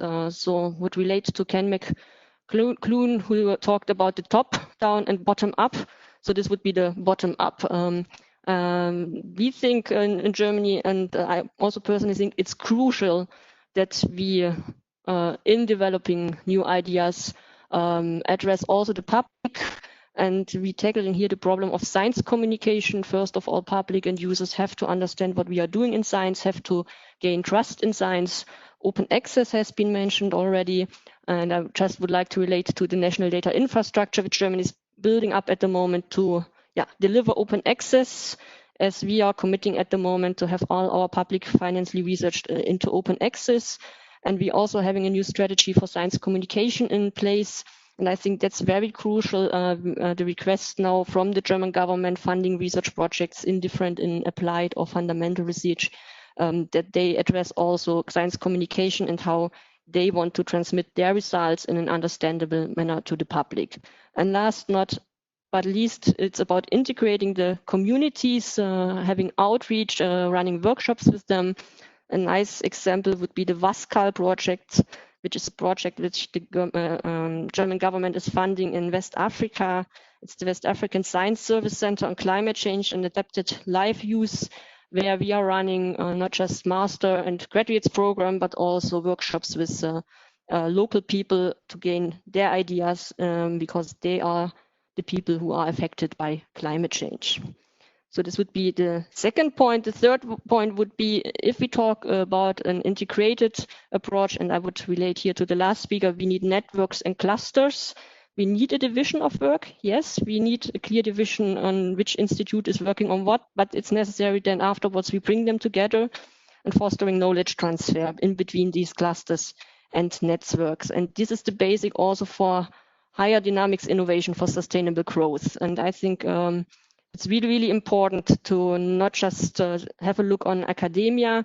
So we have to interconnect academia with the public, but also of course, with industry. So academia-industry relations, which is an issue core to the heart of the German Center for Research and Innovation, is really, really important. And to have built here up strong relations, and our experience is here, one has to bridge the gap of communication. Industry research is talking a different language than academia research, and it's really important that one comes together and works in clusters. One example would be the excellence clusters, which we have in Germany, where we're bringing together universities, industry research, but also local actors, and these networks are up to 80 stakeholders working on one specific topic. So it's really, really important to think in networks and clusters and not in institutions. My fourth point of the integrated approach would be, of course, internationalization, as I'm standing for the DAD. So we believe that one cannot solve these problems on a local or national level. Climate change is affecting the whole world. And one has to have exchange, one has to have cultural exchange also, exchange of mindsets, as it was mentioned. In order to change the mindsets, you have to interact with international researchers, and we are talking here about international exchange, not just on the level of topping research, but also on the level of students, to give them the possibility to get to know different mindsets, different approaches in science and research, and then to work together in international networks, which brings me back again to networks and clusters.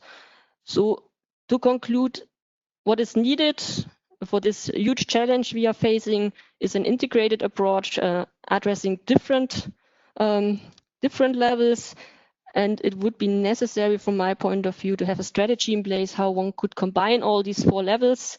And one example where one could get inspired would be the high-tech strategy of Germany 2025. The document is available in English, where the German government tried an approach to bring all the players together and to develop a strategy for key research topics. And of course, climate change is one of these key research topics. Thank you very much. At this moment, I want to. Yes, of course. And this will be our delight to have you and have your. It will be our delight to have your input at this stage. Okay, thank you. Not exactly on that subject. In the beginning, the connection was poor, so I couldn't participate. I have certain points to place here. I want to put before you. I think the topic of this session was path-breaking research needs, and certain questions were forwarded to us, which were to be discussed in this session. What are the current gaps in S&T research?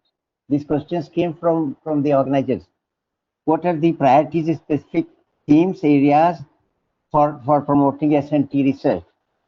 What are key issues in strengthening strategic programs, plans of S&T research? What are the challenges, barriers to enhancing effective use of S&T research? What types of partnership are needed to foster development and use of S&T research? These are certain points which are forwarded to us, should have been discussed in this session, but very nice problems have been taken up and experts have spoken on the. I want to put just few points in this. My point is, we are facing certain disasters just now. अब दिल्ली में है, दिल्ली की नदियां, दिल्ली की सड़कें नदियां हो गई हैं, रोज टीवी पे हमको दिखाया जा रहा है, ये भी एक डिजास्टर है।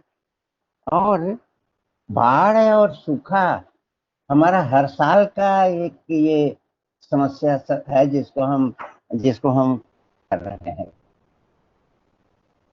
समझ में आती है कि इसके लिए जो हमारे पास एक उपाय पहले से बताया गया है कि हम नदियों को जोड़ दें तो ये बाढ़ और सूखा दोनों से हम राहत पा सकते हैं, ये इसका इम्प्लीमेंटेशन क्यों नहीं हो रहा है, इस पर रिसर्च होनी चाहिए। इतने दिन आजादी के पहले से हमारे एक्सपर्ट्स ने और अच्छी इंजीनियर्स ने इस बात को कहा है कि अगर हम नदियों को जोड़ दें तो ये देश बाढ़ और सूखा दोनों से निजात पा जाए, परंतु हम और बड़ी बड़ी चीजों को सोफिस्टिकेटेड चीजों को लेते हैं। ये चीज जिसको हम रोज हम फेस कर, हर वर्ष का ये हमारी समस्या है कि दिल्ली में सड़कों पर नाव चलने की स्थिति हो जाती है। ये चीज हमने इसलिए कही कि हम हमारे जो रिसर्च नीड्स हैं और रिसर्च हम किस चीज पर करें और कैसे करें, इसके लिए पहले ही सेशन में एक बात आई, क्योंकि नॉलेज क्रिएटर्स और नॉलेज कंज्यूमर्स की बात आई, इन्हीं के बीच में गैप है। हमारे नॉलेज क्रिएटर्स और नॉलेज कंज्यूमर्स के ही बीच में गैप है। उस गैप को खत्म करने के लिए रिसर्च होनी चाहिए। जब आप ये पूछते हैं what are the correct gaps in SNT research, तो मेरा यही उत्तर होता है कि नॉलेज क्रिएटर्स और नॉलेज कंज्यूमर्स के ही बीच में गैप, उसको हमको उस गैप को भरना है। और मैं अपने अनुभव से, मैं तो किसी रिसर्च इंस्टीट्यूशन से नहीं जुड़ा रहा, विश्वविद्यालयों से जुड़ा रहा। रिसर्च इंस्टीट्यूशंस की जो रिसर्च की फंक्शनिंग है, उनके तरीके हैं वो अलग हैं और यूनिवर्सिटी इंस्टीट्यूशंस के अलग हैं। उसमें मेरा ये मानना है कि जब हम कोई रिसर्च प्रॉब्लम लेते हैं, इंस्टीट्यूशंस, साइंटिफिक इंस्टीट्यूशंस, सीएसआईआर के इंस्टीट्यूशंस रिसर्च प्रोजेक्ट लेते हैं और यूनिवर्सिटी सिस्टम में वो रिसर्च प्रॉब्लम लेते हैं। तो रिसर्च प्रॉब्लम जब लेते हैं और उसको पूरा कर लेते हैं, तब उनके सामने ये सवाल आता है, जब एग्जामिनर उससे पूछता है कि आपने इस टॉपिक पे रिसर्च क्यों करी। जो सवाल वो प्रॉब्लम को लेने से पहले होना चाहिए था, वो सवाल उससे पूछा जाता है जब वो उसका पीएचडी का वाइवा होने लगता है। तो उसका तो एक ही उत्तर कि सर हमने रिसर्च करी अपना पीएचडी की थीसिस पूरी करने के लिए। और जब हम साइंस के, हमारी एजेंसी जो है, इंस्टीट्यूशंस हैं, उनमें जब प्रोजेक्ट लेते हैं, तो क्या हम जो प्रोजेक्ट लेते हैं, जो हम बनाते हैं, उसको बनाने के पहले हमारा अच्छे से ध्यान रहता है कि हम किसके लिए प्रोजेक्ट बना रहे हैं, हम किसको एम कर रहे हैं इस पर।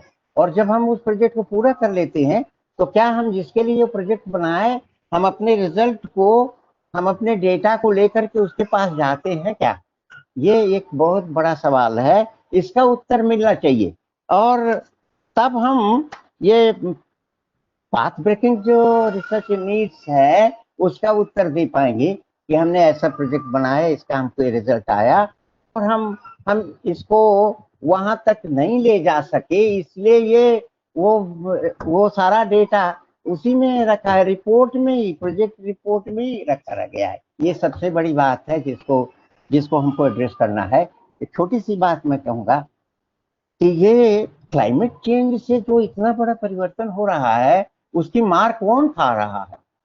ये किसान जो है, जो खेती करता है किसान, वो अपना उसने खेती किया, फसल लहलहाई, फसल बड़ी हुई, उस फसल में फल ही नहीं लगी। ये क्लाइमेट चेंज का असर है, इसको कोई नहीं कर पा रहा है, इसको कोई नहीं एड्रेस कर रहा है और ना उसके पास कोई बताने जा रहा है कि क्या करना है। किसान ने पूरा साल उसको मेहनत किया, अपनी फसल तैयार की, फसल खड़ी हो गई और उसमें फल ही नहीं लग रहे हैं। इसको बताने वाला और देखने वाला कोई नहीं है। ये हमारी रिसर्च की प्रॉब्लम है, जिस पे प्रोजेक्ट बनना चाहिए, जिससे काम होना चाहिए। असली सेक्शन हमारे सोसाइटी का जो हिट हो रहा है, वो हमारा किसान है, जो हमारा अन्नदाता है, उसकी तरफ हमारा ध्यान नहीं गया है। हमने आज भी बहुत बड़ी बड़ी हमारे सामने संस्थाओं के डायरेक्टर आए और उसमें उन गरीबों की, उन किसानों के बारे में कोई बात नहीं हुई कि जो अपना खेती किया, फिर उसके खेत में उसमें फसल में फल ही नहीं लगे, वो किसके पास जाए, वो क्या करे? ये भी इतना बड़ा इतनी बड़ी प्रॉब्लम है, ये डिजास्टर है। हम ओजोन लेयर डिप्रेशन की बात करते हैं और बहुत सारी बातें हैं। अभी दिल्ली में थोड़े दिन में फॉग आएगा, तो हमारा दिल्ली का लड़का जो है, वो तो कोरोना वैसे ही नहीं स्कूल जाने दे रहा है, उस समय जाड़ों में वो भी स्कूल नहीं जाने पाएगा। स्कूल जाएगा तो अपनी पीठ पे जाएगा। ये हमारे जो डिजास्टर्स हैं, ये क्लाइमेट चेंज के नतीजे हैं, इसको हमें एड्रेस करना है, इस पर हमको रिसर्च करनी चाहिए और इसके लिए प्रोजेक्ट बनाना चाहिए। वो रिजल्ट्स को उन लोगों के पास लेके जाना है जो सही में वो कष्टित हो रहे हैं। तो ये 4-5 बिंदु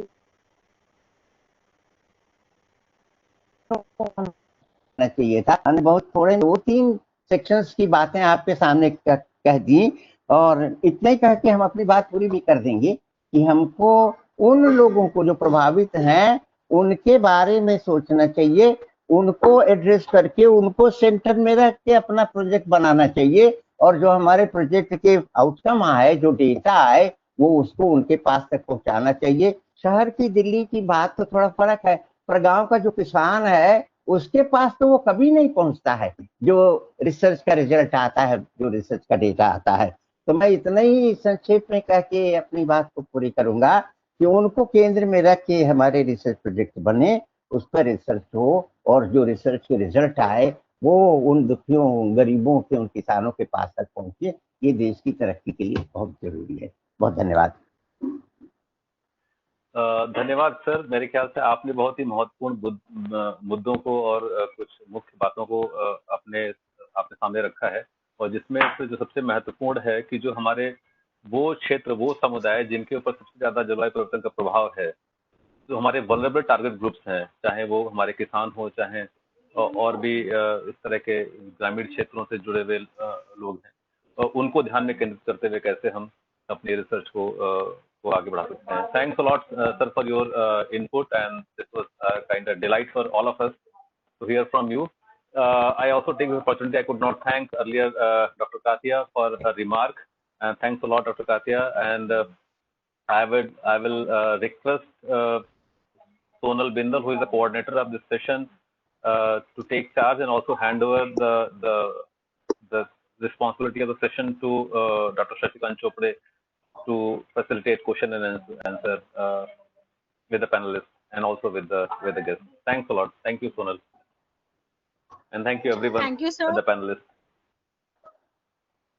Thank you, sir. I would now request Shashikant Chopre sir to take the charge and begin the session for question answer, which he has proposed to bring out the discussion for this session, which is path-breaking research needs. Thank you, Sonal. And sorry, I had some problem with my mic, which actually I had to replace it. Very excellent presentations by distinguished panelists. Thanks to learned panelists. There are not many questions, but one question I to Professor Kalachand Sen. You see that climate change may not have direct impact on the landslide, but climate change causes melting of the glaciers and ice, and that melting of glaciers and ice are responsible for the landslides. Particularly in the permafrost region also, there will be a lot of debris flow. So if because of the warming, there is a melting of the ice, then all the debris may come to the downslope and they can cause the landslide. Thank you so much. Add what Dr. Kalachand has said. This is one thing. Another thing is that definitely the flood is also an impact due to the climate.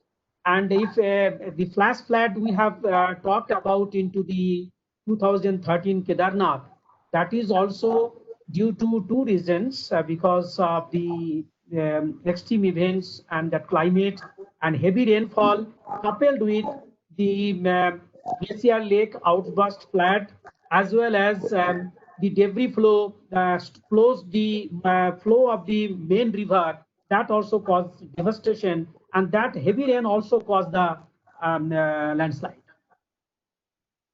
I will add what Dr. Kalachand has said. It's very true that with the climate change, we are seeing the extreme heavy rainfall. We have seen recently in Kerala also. We have been seeing in Himalaya also. There is another reason which is exactly, it is not known, but annually we are losing about 4 billion tons of ice from Himalaya, not only on the Indian Himalaya side, but I am talking about total as a Tibet. And what we know is during last glacial maxima, this ice thickness was about 1200 meters, and that has now reduced.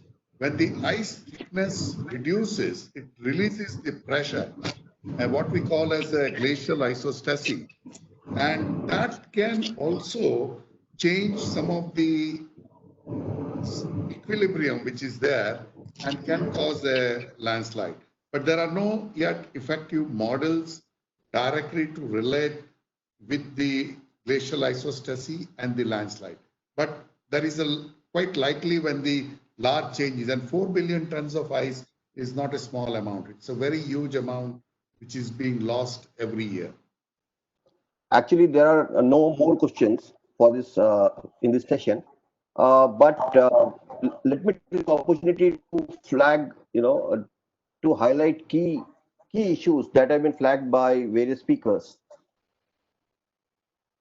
In the beginning, the chairperson flagged a very important issue of need for understanding the impact of climate change on various sectors. So essentially, he flagged the importance of climate services. We need to develop knowledge about how various monsoon or floods magnitudes, and in turn how they impact, for example, fisheries or water resources sectors. By climate phenomena, it could mean Indian Ocean dipole event, creation, or Western disturbances. So there is a knowledge gap on these issues. How the linkages, how other factors work to impact various sectors, and how they are interlinked. And in the whole process, how the impacts are shifting geographically. He gave a very good example of how the fish species catch is reducing from one region and to region, other states. Dr. Leena Srivastav mentioned very important points on how we can leverage the existing knowledge on AI and citizen science for strengthening data systems. So the point was on strengthening data systems, and she also flagged the need for recognizing the importance of funding infrastructure development for research. So and also promoting a public and private sector partnership. Next, she flagged about the need for matching the supply and demand for research. It should like in the earlier session we heard the research should not be supply driven, but it has to be the supply and demand. Very important point that was flagged was cross-sectoral and systemic approach to research. For example, the kind of research on food, energy, water nexus looks at. We need like I heard this issue of prioritizing research from 2-3 panelists in this session. We need to be able to prioritize research, and we got very good areas flagged on prioritizing research. We need to we need to address the issue of digital divide, access to technology. And last point, she flagged was multiple hazard. We need to use multiple hazard approach, not just for vulnerabilities and risks, but also looking at dividends, multiple dividends. Especially during recovery and reconstruction, that a multiple hazard approach provides. And EIA needs to include implications of vulnerability resilience. So I think It was a very, very informative presentation by Dr. Leena Srivastav. Thank you so much. Ken, in his presentation, talked about shared learning dialogue process, where actually various players are brought together.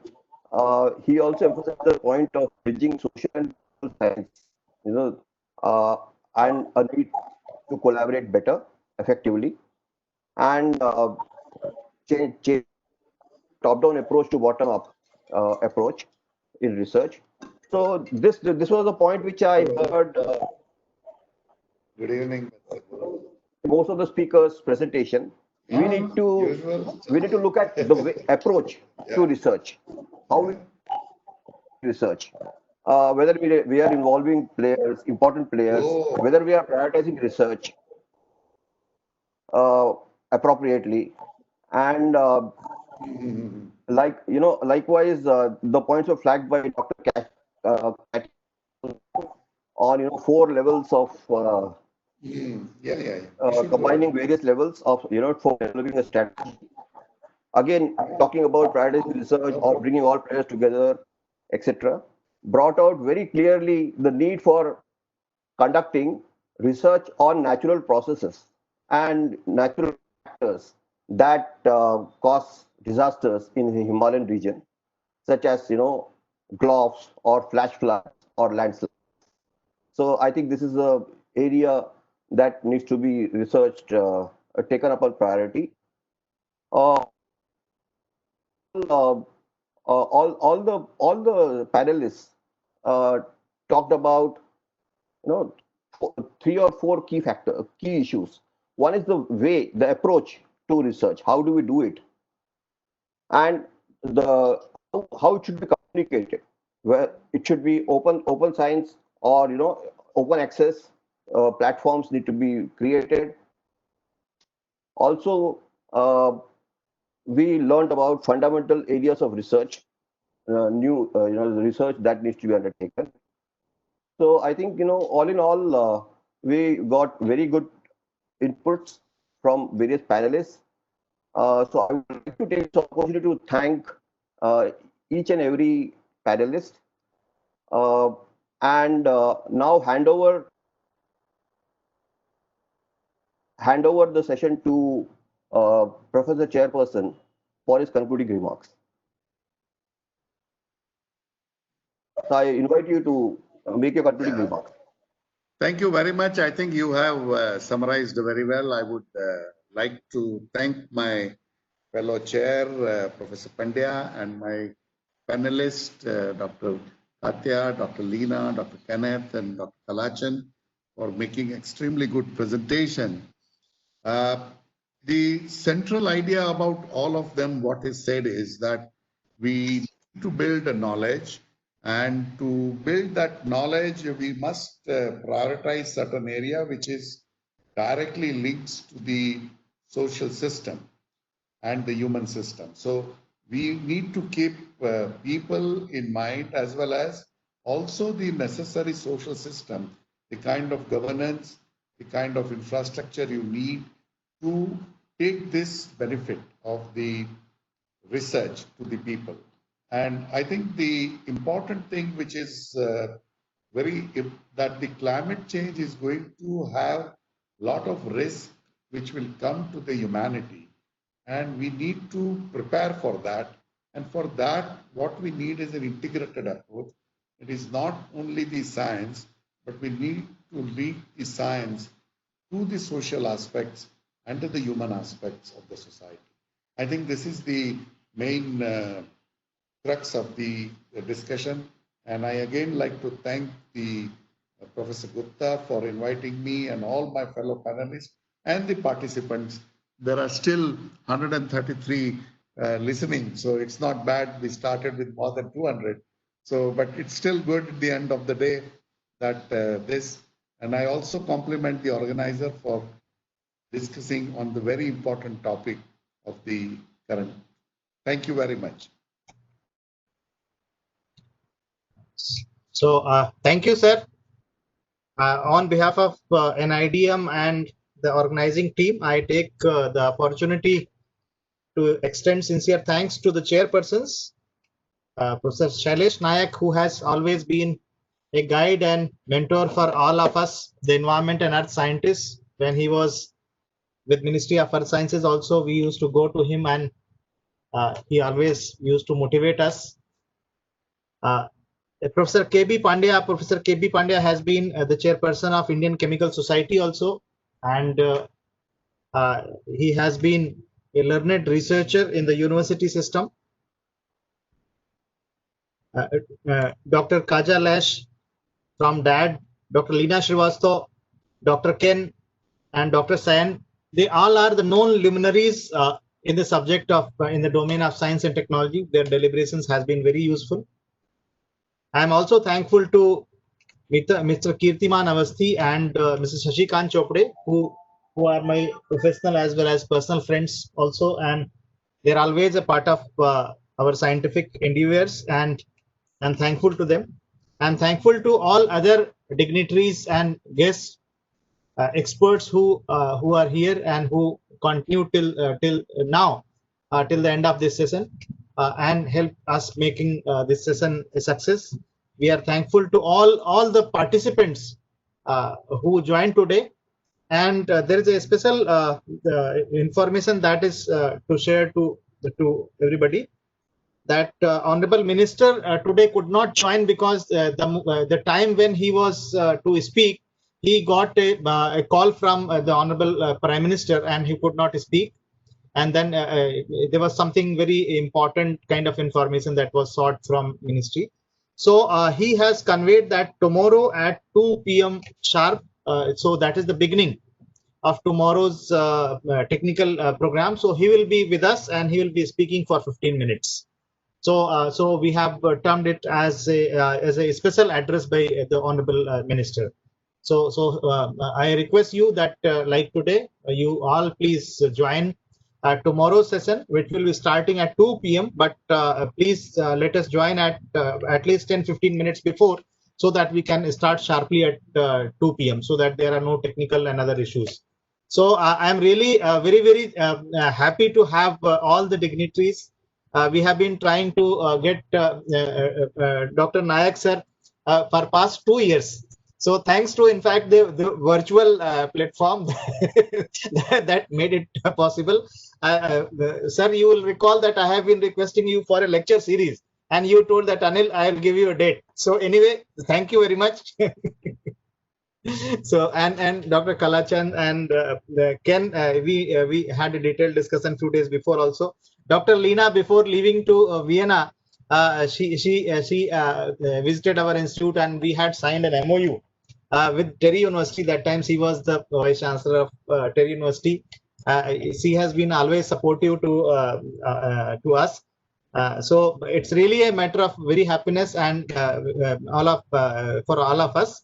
And certainly knowing about the initiatives of DAD will be useful to many researchers, that how we can have more collaborative efforts in this area.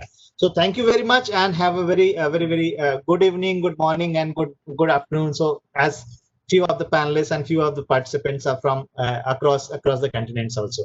So thank you so much. Thank you so much for joining.